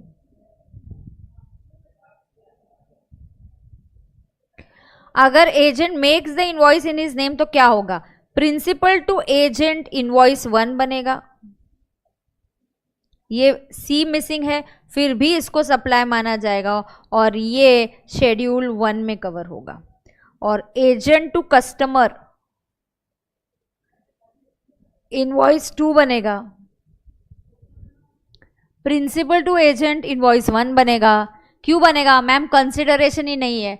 Principal ने जैसे ही एजेंट को शूज भेज दिए, प्रिंसिपल को उसको सेल दिखाना पड़ेगा, चाहे वो बिना कंसिडरेशन के हो, एजेंट को जीएसटी देना पड़ेगा। समझ में आ रहा है क्या? ये चेंज हो गया क्या तुम्हारा? वही है नहीं, प्रोजेक्ट चेंज हुआ है क्या? नहीं। अब agent to customer, agent to customer भी इनवॉइस बनेगा और इनवॉइस 2 ये भी सप्लाई माना जाएगा। लेकिन अगर यहां इस ट्रांजैक्शन में डायरेक्टली प्रिंसिपल और कस्टमर के बीच में बिलिंग होता है, एजेंट बोलता है मैं सिर्फ हूं देखने के लिए, डायरेक्टली एक ही इनवॉइस बनता है, तो ये प्रिंसिपल टू एजेंट के बीच में जो गुड्स का लेन देन हुआ, this is not a supply. क्यों ये सप्लाई नहीं है? क्योंकि सप्लाई कब होगा, ये शेड्यूल 1 में कवर कब होगा। मैम आपने दोनों साइड पे सेम लिखा है, सेम लिखा है क्या? मैं नॉट भूल गई लिखना, sorry. Agent does not, sorry does not. Thank you बेटा। इधर फेस टू फेस वाले तुम सो रहे क्या? तुम सो रहे? हाँ बट अच्छा ठीक है, वो देखा, नॉट देखा ही नहीं, ठीक है ठीक है। तो प्रिंसिपल और एजेंट के बीच में गुड्स का सप्लाई होगा, फिर भी उसको सप्लाई माना नहीं जाएगा। गुड्स गए बिना कंसिडरेशन, फिर भी सप्लाई नहीं है। when will the transaction between principal and agent be treated as supply? when agent enters the supply chain, माने वो खुद अपने नाम पे बिलिंग करेगा तो प्रिंसिपल और एजेंट के बीच में भी बिलिंग करना पड़ेगा और उसको सप्लाई मानना पड़ेगा। मॉल का सबसे बेस्ट एग्जांपल, बहुत से मॉल अपने नाम पे बिलिंग करते हैं, सेंट्रल मॉल का ही बिलिंग होगा, सेंट्रल मॉल आप बिलिंग करेगा। आप शूज खरीदने जाओ, हो गए आदिदास के, ओनर आदिदास है, लेकिन सेंट्रल मॉल बेच रहा है, तो सेंट्रल मॉल बिलिंग कर रहा है ना। हाँ, तो जब आदिदास सेंट्रल मॉल को बिल शूज भेजेगा तो उनको भी बिलिंग करना पड़ेगा, चाहे कंसिडरेशन नहीं भी लिया हो, फिर भी उसको सप्लाई माना जाएगा। समझ में आ रहा है? पक्का समझ में आ रहा है? किसी को कोई डाउट है क्या?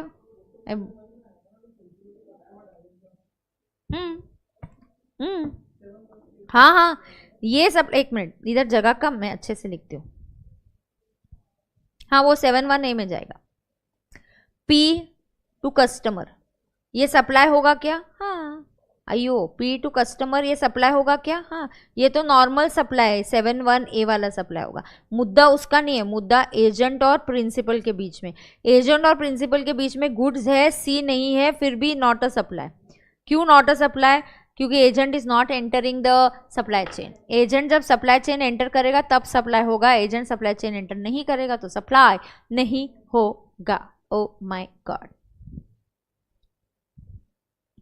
डाउट है क्या? पूछो, पूछते क्या डाउट जरा मेरे को। यही ऊपर अच्छे से क्लियरली लिख लेते, इधर लिखो 2.4 के उधर लिखो, कोई प्रॉब्लम नहीं है। 2.4 पे भी चार्ट है सेम चीज के लिए, है क्या? देखो ये है क्या, ये है कि नहीं? तो यहां बोलेंगे refer 2.4।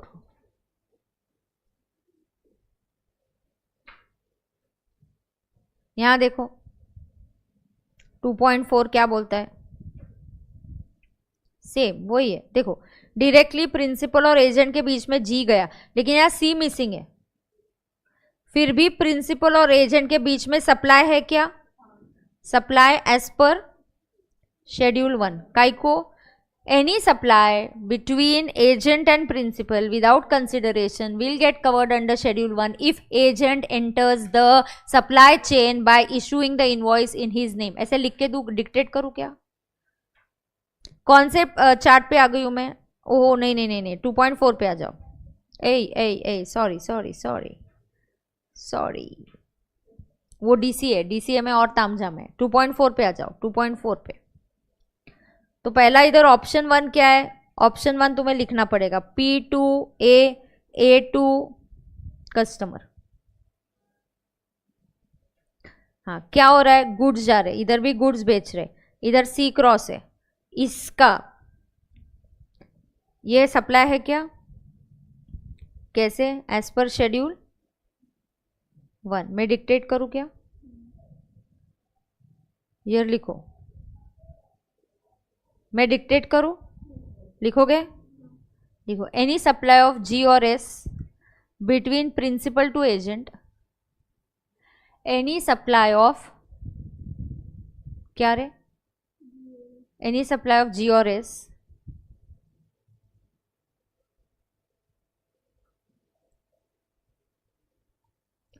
any supply of G or S between principal and agent, हाँ ना? any supply of G or S, let me finish the sentence, any supply of G or S between principal and agent without C will be treated as supply, will be treated as supply if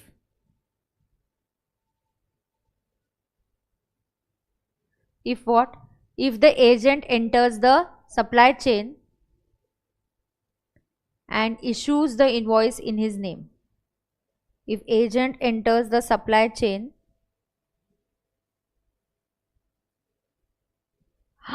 एक और गलती हो गई मुझसे, S cut कर दो, sorry sorry sorry sorry, agent है ना, सॉरी, एक्सट्रीमली सॉरी। एजेंट के बीच में सिर्फ जी कवर्ड है, और पहला कौन सा केस किया था हमने? डीडीपी। हाँ, डीडीपी के बीच में जी और एस दोनों आता है, extremely sorry, sorry for this. हाँ, so any supply of G, S को कट कर दो प्लीज प्लीज।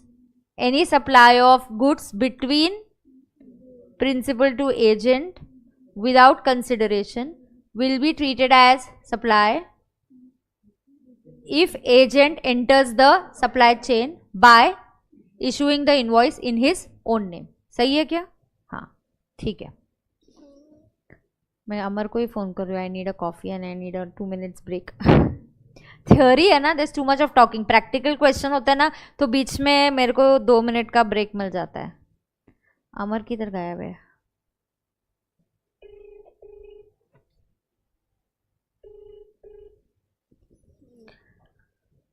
अमर तू इथेच आहेस का? मला कॉफी आणून देशील का? हां, कॉफी आणून।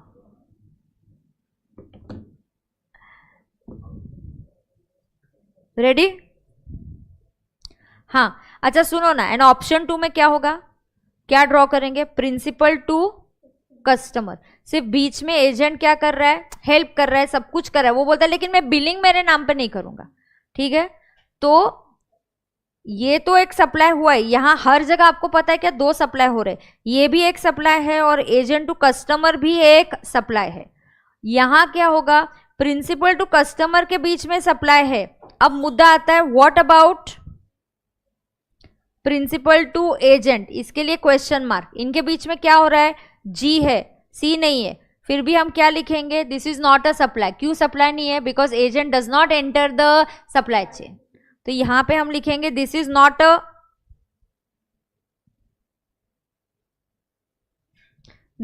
अ supply as agent does not enter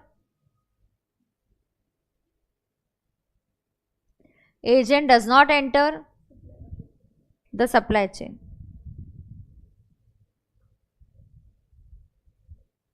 सही है क्या? झेपा क्या तुमको? अब उस एजेंट प्रिंसिपल में थोड़ा सा एक हटके अलग एजेंट है, डीसीए। वो डीसीए मैं कल पढ़ाऊंगी, डीसीए कल पढ़ाऊंगी आपको। एक अलग हटके एजेंट है, बट एजेंट एपी कंप्लीट हो गया क्या आपका? इधर ये किसका हिस्सा है? ये एपी क्या है? शेड्यूल 1। बिना कंसिडरेशन के भी सप्लाई माना जाएगा। झेपता है क्या?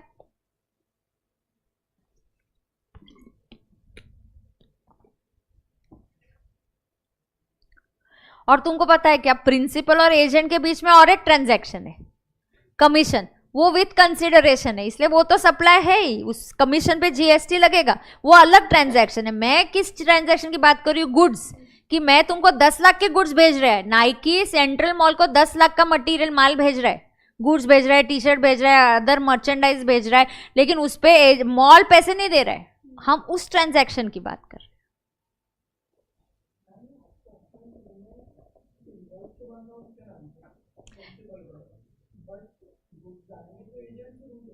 हाँ, दैट इज ओके। पैसे कैसे भी हो सकता है, it can come to me. Money कैसे आ रहा है वो यहाँ है ही नहीं, it doesn't matter. Customer may give the money to agent, agent अपना कमीशन कट करके प्रिंसिपल को दे सकता है, वो नहीं है। व्हाट मैटर्स इज बिलिंग किसके नाम पे हो रहा है। एंड जनरली जब बिलिंग प्रिंसिपल करता है ना, कस्टमर भी बोलता है तो मैं पैसे भी उधर ही दूंगा। बिल में तुम्हारे ना मॉल, सेंट्रल मॉल का बिल है तो मैं सेंट्रल मॉल पे पैसे दे के आ जाऊंगी। वो बोलेगा रुको रुको, पैसे उधर दो, बिलिंग इधर करो, ऐसा थोड़ी होता है। पैसे किधर भी आए, money is just a means, फिर आपस में तुम बांट लो, हिसाब कर लो, वो क्राइटेरिया नहीं है। क्राइटेरिया क्या है? एजेंट सप्लाई चेन एंटर कर रहा है या सप्लाई चेन एंटर नहीं कर रहा है, क्राइटेरिया वो है। किसी को डाउट है क्या? अभी ये डाउट है क्या? ये मैनेजेबल लग रहा है क्या? अभी तुम्हारा मेरा हैंग मैच हो रहा है क्या? जरा क्या होता है, थोड़ा सा एकदम से hang, you can't match it immediately, it takes time.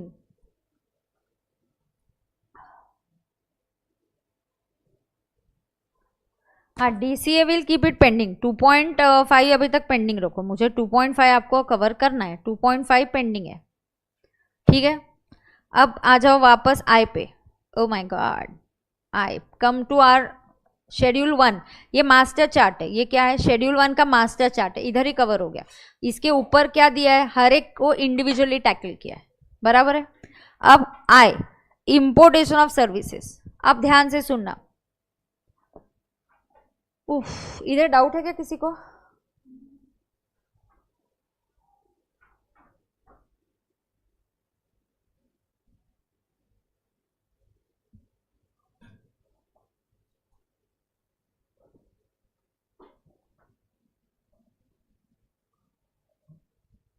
Doubt? No doubt, okay, no ma'am, fine. अब लिसन, अब आई आ गया फिर से। मैम आई तो पहले ही हो गया था, अब आई में सी मिसिंग है इसीलिए शेड्यूल 1 में।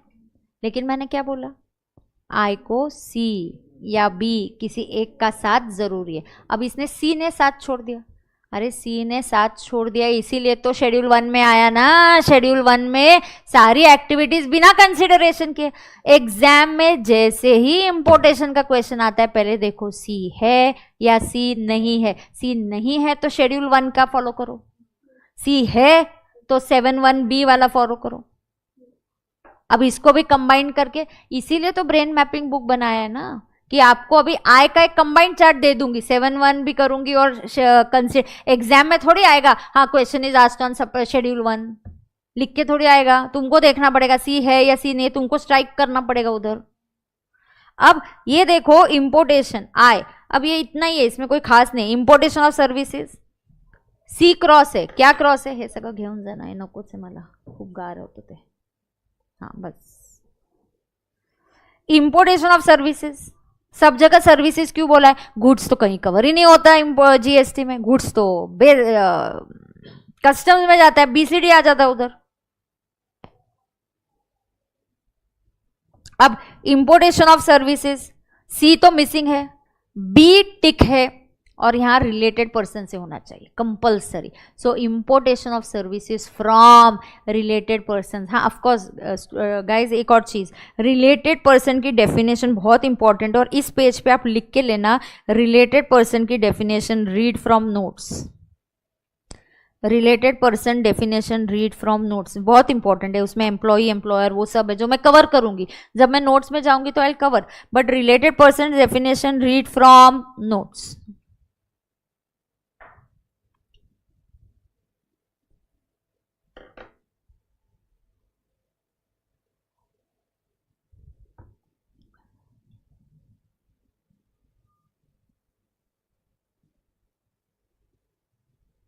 प्रॉब्लम है? बोलो बोलो, प्रॉब्लम है क्या? कितने बच्चों ने पहले मुझसे पढ़ा था, तो कितने बच्चों ने पहले पढ़ा था, तो तभी आपके पास ब्रेन मैपिंग थी क्या? तो योर बैच तो we made it in the notebook, तुम्हारी नोटबुक में बनी थी, अभी तो तुम्हारे पास आ गई है ना। हाँ, ये brain mapping is a combination of many notebooks कर करके वो चार्ट्स नोटबुक में हम लिखते थे, फिर जाके ऐसा बना। इमीडिएटली ऐसे बनना पॉसिबल नहीं है, क्योंकि मैं क्लास में जो एग्जांपल्स देखे, हम नोटबुक में बिल्कुल ऐसे चार्ट्स, और इतने अच्छे चार्ट स्टूडेंट्स बनाते थे chart book, and we used to have prizes for students making it. And एक स्टूडेंट का अभी भी मैंने इतना संभाल के रखा हुआ है, because I just loved her notes. I just show you one students brain mapping है क्या। पीओएस के चार्ट्स इसमें नहीं होंगे, तुमको शेयर करने पड़ेंगे। पीओएस के मैंने दिए क्या तुमको चार्ट्स? क्या रे, दिए क्या तुमको? नहीं है, मुझे नहीं मिल रहा, बाद में दिखा दूंगी तुमको, ठीक है। अब सुनो, क्या हो गया रे? किसकी हैंडराइटिंग अच्छी है? तो वो ऐसे लग रहा है कि प्रिंटेड है। Oh how nice.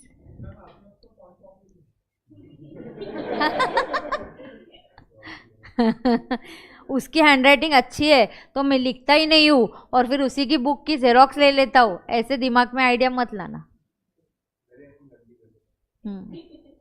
ठीक है, चलो अब देखते हैं लिखा क्या, रिलेटेड पर्सन की डेफिनेशन। हाँ अब इधर आ गए। अब इम्पोर्टेंट रिलेटेड पर्सन में मैं आपको अभी डेफिनेशन बता देती हूँ थोड़ी बहुत। पहले रिलेटेड पर्सन के लिए कुछ जगह है क्या? हाँ ठीक है, बता देती हूँ, सुनो ना। रिलेटेड पर्सन आप स्टिकी नोट पे लिख सकते हो, इधर ही आप क्या कर सकते हो, स्टिकी नोट लेके यहीं पे लिखो। कोशिश एक चीज की करना बेटा, मैं आपको बताती हूँ, एक बुक ही रखना जहां से हम एक दिन पहले पढ़ते हैं। अब ब्रेन मैपिंग का सारा कंटेंट रफ ब्रीफ में है, तो आपको कुछ कुछ चीजें कहां से देखना पड़ेगा, फिर नोट्स में से आपको पढ़ना पड़ेगा। लेकिन ब्रेन मैपिंग के थ्रू पढ़ना बहुत आसान हो जाता है, टाइम कंज्यूमिंग नहीं होता है, टाइम सेव होता है। यही मैं आपको अगर थ्योरी बुक से पढ़ाऊंगी चैप्टर, तो हम 5-6 दिन 6 से 7 लेक्चर सप्लाई करते रहेंगे।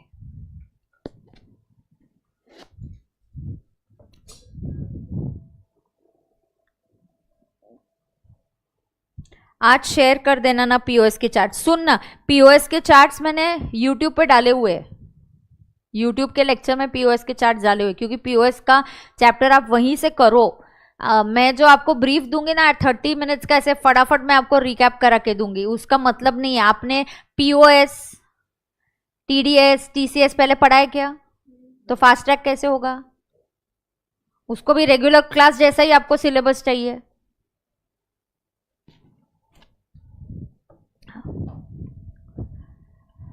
अब सुन के लो। हाँ, रिलेटेड पर्सन में आते हैं सबसे important definition, member of same family, family member of family. तो मेंबर ऑफ फैमिली में कौन कौन आता है पता है क्या तुमको? स्पाउस, चिल्ड्रन, ये तो आते ही है, plus brother, bro, sister, parents. But ये तभी आएंगे if they are financially dependent.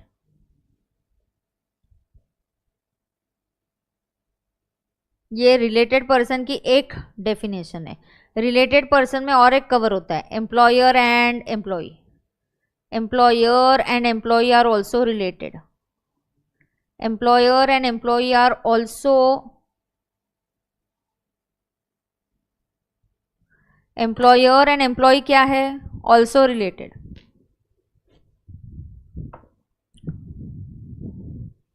लिख के ले रहे क्या?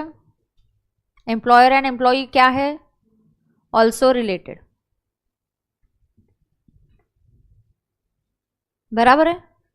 एम्प्लॉयर एंड एम्प्लॉय और ऑल्सो रिलेटेड, प्लस उसमें आते हैं होल्डिंग सब्सिडरी, मतलब आपका शेयर होल्डिंग होता है ना, you have substantial control in a company, common directors, ये सब भी किस में आते हैं, रिलेटेड। तो अदर डेफिनेशन जो है हम अभी नोट्स में से पढ़ेंगे वो, कि क्या होता है। दो, holding subsidiary is related, I control a company controls me, some common person controls us, then we both become related. तो ये भी क्या होते हैं, रिलेटेड होते हैं। सो अदर डेफिनेशन के 3 पार्ट से, एक एम्प्लॉई एम्प्लॉयर, फैमिली मेंबर्स, और तीसरा अदर्स। और ये अदर्स हम कहां से पढ़ेंगे, नोट्स में से। फैमिली मेंबर बहुत इंपॉर्टेंट है, फाइनेंशियली डिपेंडेंट बहुत इंपॉर्टेंट है, brother sister parents, grand parents भी है, चेक करो ग्रैंड पेरेंट्स है क्या, चेक करो ग्रैंड पेरेंट्स भी है इस डेफिनेशन में। हाँ यस, ग्रैंड पेरेंट्स भी है इस डेफिनेशन में। अलग अलग सेक्शन है ना, सबका अलग अलग है, इनकम टैक्स में अलग, वही मुझे याद आ गया, ग्रैंड पेरेंट्स भी है यहाँ पे। लिखा क्या, स्टिकी नोट लो, स्टिकी नोट पे लिख के लो।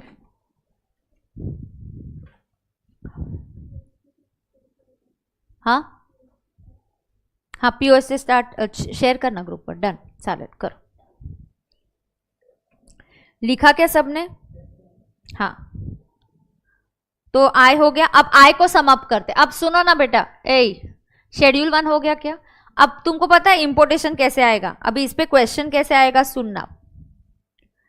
आई imported architect services from brother who is well settled in USA,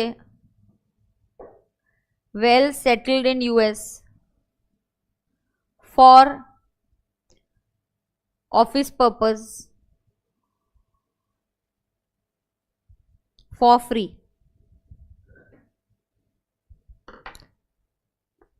Observe, think, and tell me क्या ये सप्लाई है या ये सप्लाई नहीं है.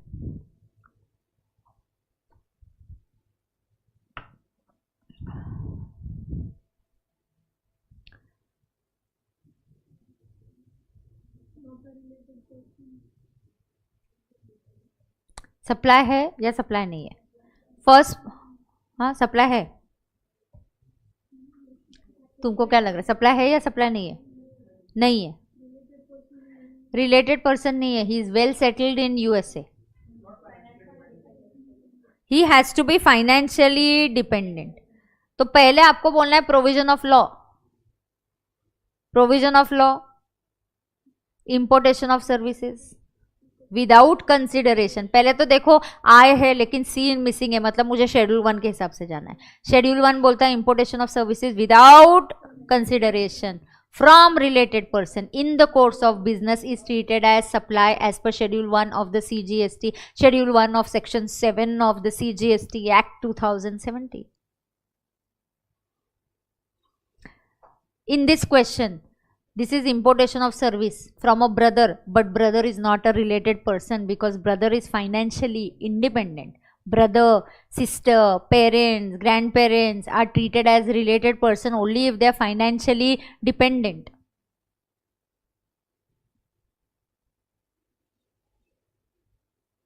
Hence, this is not a supply. ये सप्लाई नहीं है. समझा क्या?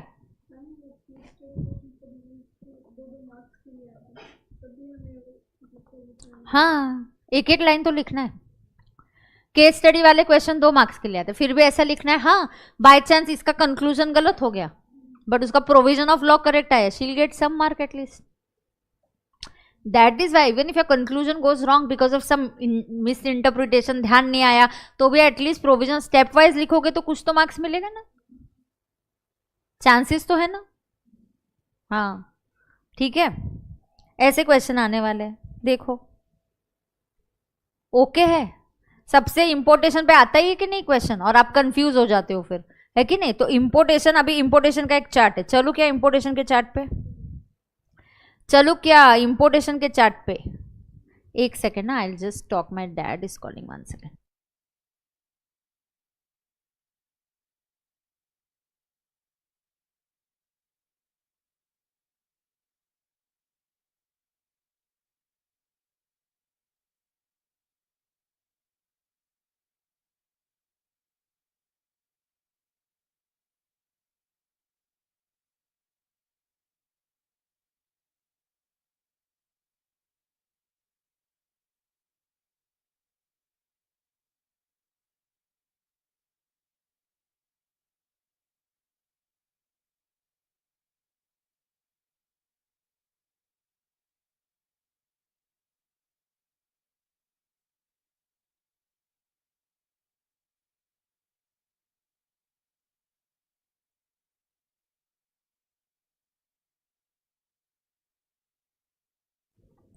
All right.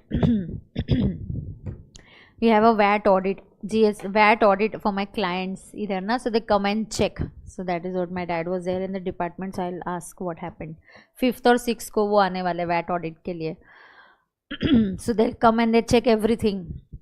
It's a restaurant है, तो restaurant का VAT audit इसके लिए लिकर के लिए इसलिए VAT audit है. तो लिकर पे जीएसटी नहीं है ना, तो वैट ऑडिट है. बट हमारा तो रेस्टोरेंट है, we are selling, so it is VAT. Final में वैट नहीं है तुमको, कस्टम्स है. हमें कैसे पता चलेगा? अभी फाइनल तक पहुंचते पहुंचते अपना स्किल डेवलप हो जाता है. हम कुछ एक्ट्स पढ़ के भी कर सकते हैं. तुम सीए बनने के बाद भी नया एक्ट आ गया, तुम बोलोगे हमें कैसे पता चलेगा? है ना. So you have to read थोड़ा सा. मैनेजेबल है, it's very easy, not difficult. Yes ठीक है, आई विल गो अहेड. आई, चलो आई में क्या है? गुड्स. गुड्स कहाँ कवर होते हैं? गुड्स का इंपोर्टेशन कहाँ कवर? कस्टम्स में. Importation of importation of goods कहाँ कवर होता है? कस्टम्स में।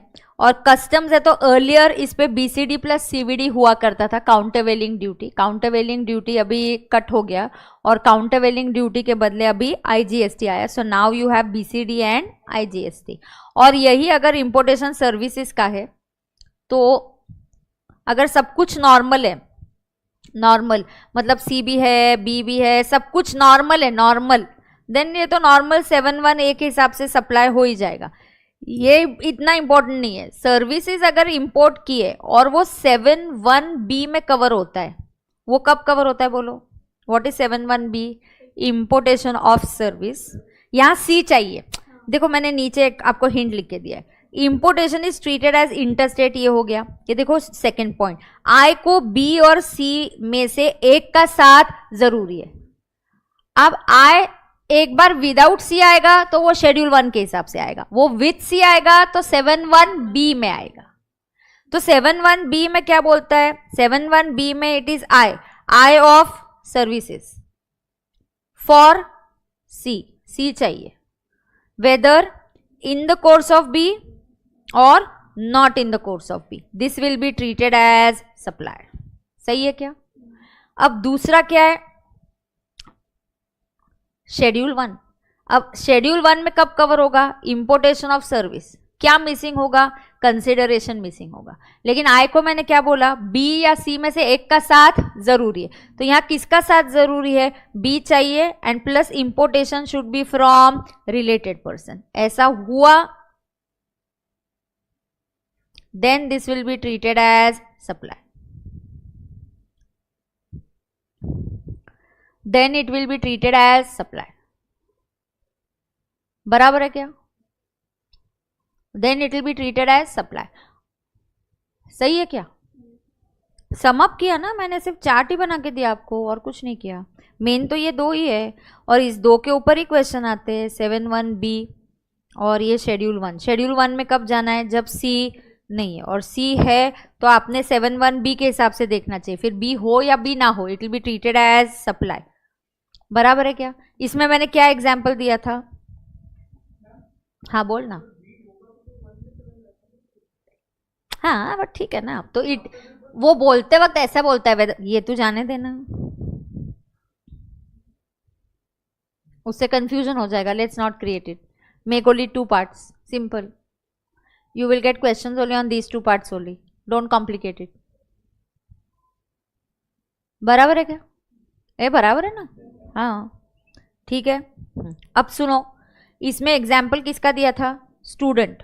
Student taking career consultation from UK. कहां से ले रहा है? From UK. So student is doing career consultancy, कहां से कर रहा है? यूके से कर रहा है। बरोबर है ना? हाँ। And he for 5,000 pound, dollars, जो भी है। क्या ये सप्लाई है? यस ये सप्लाई है। यहां रिलेटेड पर्सन चाहिए। ये क्या हुआ? बोला ना। हाँ इसमें मैं ये भी एग्जाम्पल दे सकती हूँ। होल्डिंग कंपनी, होल्डिंग किधर है? यूएस में। It is giving services to subsidiary, क्या ये रिलेटेड पर्सन है? हाँ। सब्सिडरी किधर है? इंडिया में। किस चीज का सप्लाई हो रहा है? सर्विसेज का। ये कंसिडरेशन नहीं ले रहे। Is it in the course of business? Yes. Is it from related person? Yes. It will be treated as supply. क्यों ये सप्लाई होगा? एक तो बिना सी के है तो शेड्यूल 1 में जाओ, शेड्यूल 1 बोलता है सी नहीं है तो चलो बी चाहिए, और सप्लाई किससे चाहिए? Related person. Are holding and subsidiary related person? Yes. I am controlling one company, other company is controlling me, we become related. 25% से ज्यादा voting share, common directors, we become related. Common company controlling us, we become related. ध्यान में आ रहा है या नहीं आ रहा है? देखो एक बार, नोट किया तो is this a supply? Yes ये सप्लाई है, ये सप्लाई टिक है, बिल्कुल सप्लाई है ये।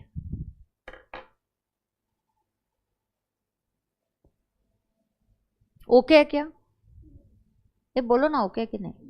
तो कौन सा शेड्यूल हो गया बोलो? शेड्यूल 1। शेड्यूल 1 में क्या है? बार API। बार क्या है? BA, disposal of business asset are related and deemed distinct person. उसके बाद agent principal, when does agent enter the supply chain? When he makes the invoice in his name. फिर principal और agent के बीच का supply, goods का supply माना जाएगा। मला एक ब्रेन मॅपिंग बुक आणून दे ना ऑफिस मधून, योगिताला सांग। फिर उसको सप्लाई माना जाएगा क्या? हाँ बिल्कुल सप्लाई माना जाएगा। Agent does not enter the supply chain, then will it be treated as? No, then it will not be treated as supply.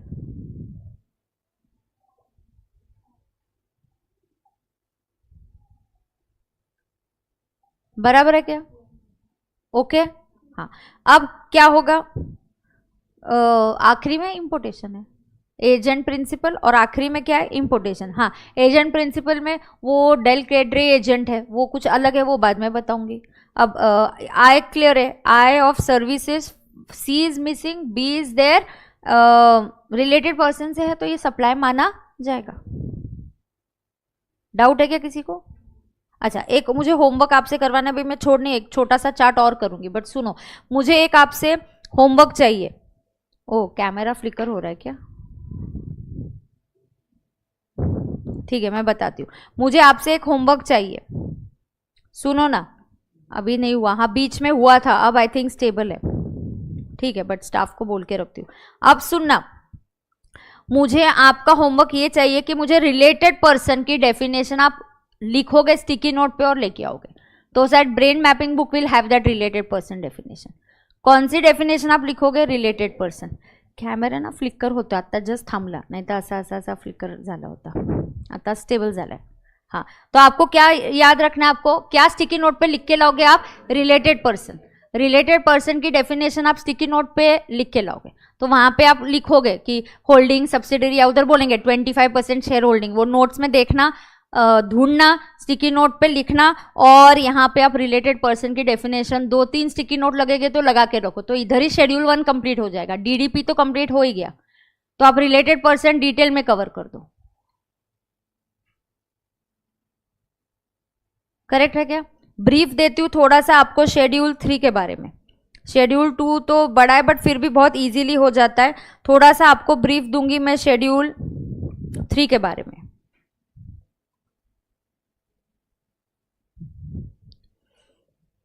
हाँ, शेड्यूल 3, इसमें अमेंडमेंट है।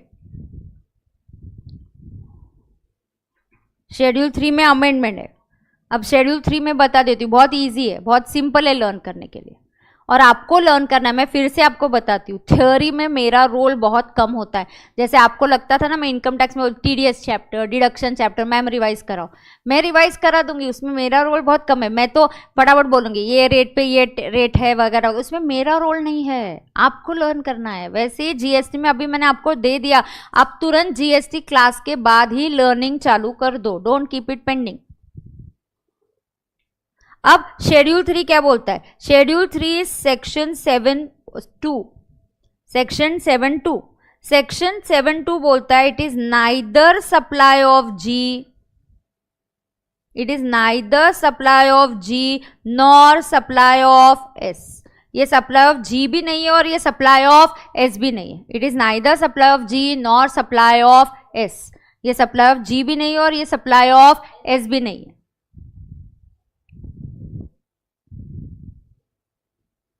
ये सप्लाई ऑफ जी भी नहीं और ये सप्लाई ऑफ एस भी नहीं, ये सप्लाई ही नहीं है।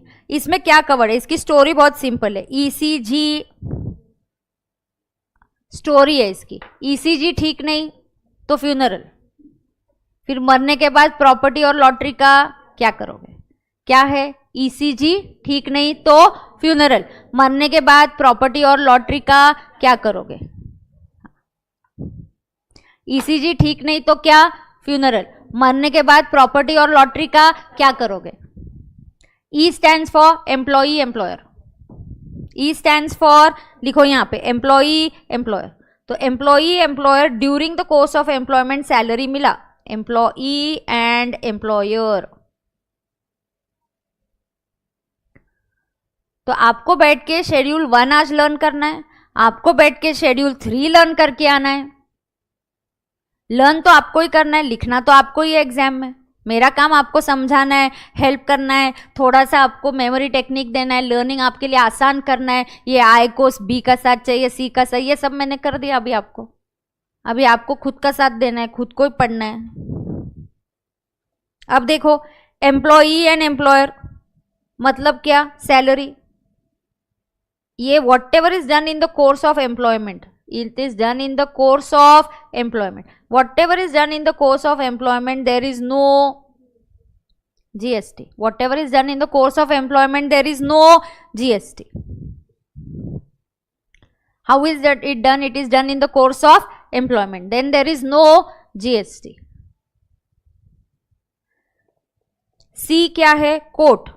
कोर्ट और ट्राइब्यूनल जो होते हैं ना, उनकी फीस, कोर्ट की फीस, जो कोर्ट फीस होती है ना, तो आपको एडवोकेट नहीं बोल रही हूँ, कोर्ट में अपील करने के लिए high court, supreme court, appellate tribunal, उधर फीस देनी पड़ती है, उस फीस पे जीएसटी नहीं लगता है। And G is government post.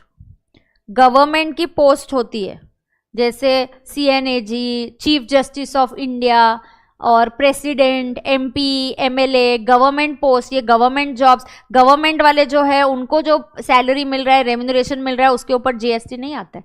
Chief justice of India, post created by constitution of India. President of India, constitution में प्रेसिडेंट ऑफ इंडिया के बारे में बोला गया, वो पोस्ट कॉन्स्टिट्यूशन में बताई गई है, उनको जो रेम्यूनरेशन मिलता है उसके ऊपर जीएसटी नहीं आता है। ECG, E for employee employer relationship, salary given when you are doing any services in the course of employment. देखो जीएसटी ऐसा है ना, मैं एक सप्लाई का चैप्टर 10 लेक्चर भी पढ़ा सकती हूँ, but you have to understand कितना टाइम किस चीज़ को देना है। फटाफट अंडरस्टैंड करके उसके पीछे जो केस स्टडी दी है उसको आंसर करना है हमें। ये सप्लाई है या सप्लाई नहीं है, सप्लाई ऑफ जी है या सप्लाई ऑफ एस है, ये ज़्यादा फोकस करना है। लिखना कैसे, उसके लिए 2-3 चीज़ें मैं आपको लिखवा के दी हूँ आज।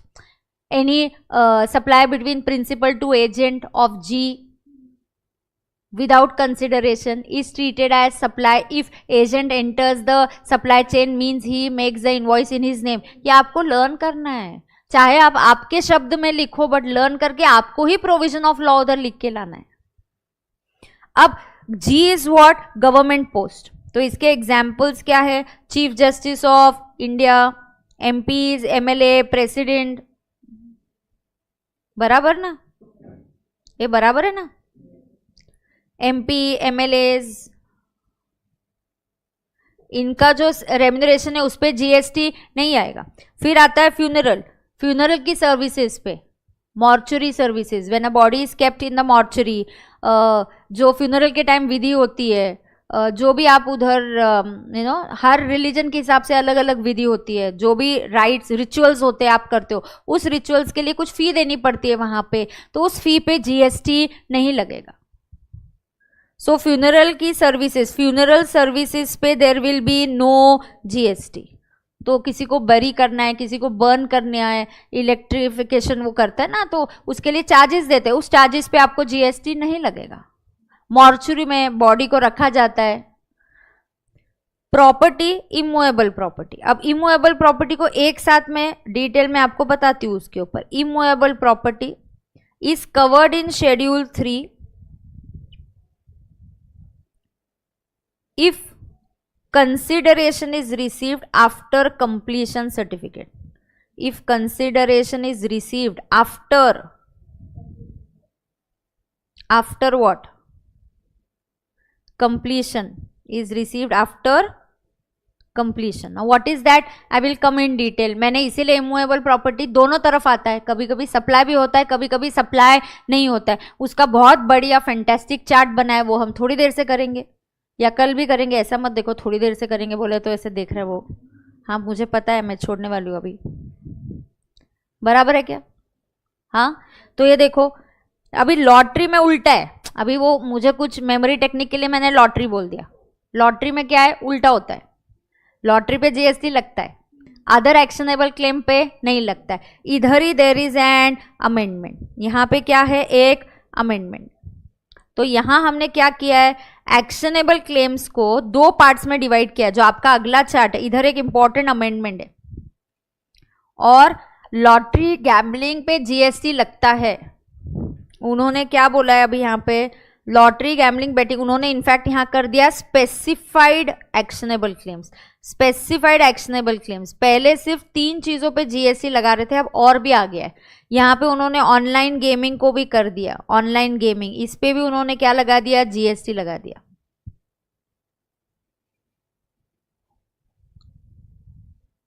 स्पेसिफाइड, अभी उन्होंने क्या कर दिया, specified actionable claims will be liable for GST. In short मैं आपको बता दूं, लॉटरी बेटिंग और गैम्बलिंग में तो पहले से था ही, अभी और 3 चीजें ऐड कर दी है जिसपे जीएसटी लगेगा, और 3 चीजों को जीएसटी में टैक्सेबल कर दिया एक्शनेबल क्लेम्स बोल के। बचे हुए एक्शनेबल क्लेम्स पे there is no GST and it is covered in schedule 3। Schedule 3 में कवर हुआ, covered in schedule 3। Moment you get covered in schedule 3, it is neither supply of G nor supply of S, that means it is neither supply of G nor supply of S, it is neither supply of G nor supply of S. ये supply of G भी नहीं है, supply of S भी नहीं है, बराबर है क्या? हाँ मैम, ये क्या अमेंडमेंट है, यहाँ कौन से है, ये वाला पार्ट अभी मैं कल कंटिन्यू करती हूँ। बट शेड्यूल 3 में ओवरऑल हमने क्या सीखा, शेड्यूल 3 में जो भी कवर्ड है उसके ऊपर जीएसटी नहीं लगता। शेड्यूल 3 मेरा कंप्लीट नहीं हुआ, वो इमूवेबल प्रॉपर्टी का भी बताना है, एक्शनेबल क्लेम्स का भी बताना है, उसमें बहुत चीज़ें इसीलिए कवर नहीं कर रही हूँ कि एक्शनेबल क्लेम गुड्स होता है, लेकिन आपने कॉन्ट्रैक्ट एक्ट में सीखा होगा कि एक्शनेबल क्लेम्स गुड नहीं है, बट जीएसटी के में एक्शनेबल क्लेम्स को गुड्स माना जाता है। मैम ये अदर एक्शनेबल क्लेम क्या है, लॉटरी का क्या सीन है, इमूवेबल प्रॉपर्टी का क्या सीन है, ये कब कवर करूंगी, अभी कल। लेकिन आज क्या कवर हुआ मुझे वो बोलो। ईसीजी ठीक नहीं तो फ्यूनरल, मतलब सैलरी पे जीएसटी आएगा क्या, नहीं। कोर्ट फीस पे आएगा क्या, नहीं। गवर्नमेंट की पोस्ट पे आएगा क्या, नहीं। फ्यूनरल सर्विसेज पे आएगा क्या, नहीं। इमूवेबल प्रॉपर्टी पे नहीं आएगा अगर पैसे आपको प्रॉपर्टी का कंप्लीशन होने के बाद मिला, तो पहले मिला तो आता है क्या, हाँ आता है, वो पढ़ाना पड़ेगा। और लॉटरी, मरने के बाद प्रॉपर्टी और लॉटरी का क्या करोगे, एक्चुअली लॉटरी पे लगता है, लॉटरी को छोड़ के बचे हुए एक्शनेबल क्लेम पे नहीं लगता है, बट वो मेमोरी टेक्निक के लिए जस्ट ऐसा बनाया हुआ है। Whatever gets covered in Schedule 3, there is no GST। Ma'am एक बार एसोसिएशन वाला बता दो ना, बताती हूँ। ये हो गया क्या, ये पार्ट में कब कवर करूंगी, अभी कल। अब सुनना, एक ट्रेड यूनियन ने एसोसिएशन बनाया और उसके मेंबर्स है। एसोसिएशन किसको सर्विसेज दे रही है, मेंबर्स को। कोई बोल सकता है यार एसोसिएशन और मेंबर्स एक ही है, क्या जीएसटी लगाना है, नहीं नहीं नहीं नहीं, हम बोल रहे हैं एसोसिएशन जो भी मेंबर्स को सर्विसेज दे रहा है उस पे जीएसटी लगेगा। और हमने क्लैरिफाई किया, एसोसिएशन और उसके members they are treated as distinct persons, they are treated as distinct, ये अलग अलग व्यक्ति है और इसीलिए इस पे जीएसटी लगेगा। अभी आज से कल का लेक्चर इजी और फास्टर जाएगा। पहले क्या होता है, 5 से 10 मिनट एक टीचिंग स्टाइल क्लिक होने तक टाइम लगता है, but once it does then it goes very smoothly. अभी done live streaming, anybody having any doubt? तो कल 11:30 को ही स्टार्ट करेंगे, है ना। आज थोड़ा सा मुझे लेट हो गया था, तो I will start tomorrow at 11:30 only, right? Okay, thank you so much. ये नोट्स मैं गूगल ड्राइव पे नहीं अपलोड करूंगी, ये तो तुमको लिखना है ना। ब्रेन मैपिंग तो मेरे साथ ही करोगे ना, ब्रेन मैपिंग मैं गूगल ड्राइव पे नहीं अपलोड करूंगी। हाँ मेरे हैंड रिटन नोट से वो करूंगी, ब्रेन मैपिंग तो तुम मेरे साथ ही लिख रहे हो ना बेटा, वो क्यों अपलोड होगा फिर? ओके यस, डन है। अनूप समझा क्या, ब्रेन मैपिंग तुझे मेरे साथ ही लिखना है, वो नहीं अपलोड होगा। ओके ओके इसे ठीक है बेटा, ओके नो प्रॉब्लम, डन। सो मैं स्ट्रीमिंग बंद कर दूं, कोई प्रॉब्लम नहीं है। कल हम लोग मिलेंगे 11:30 बजे, ओके।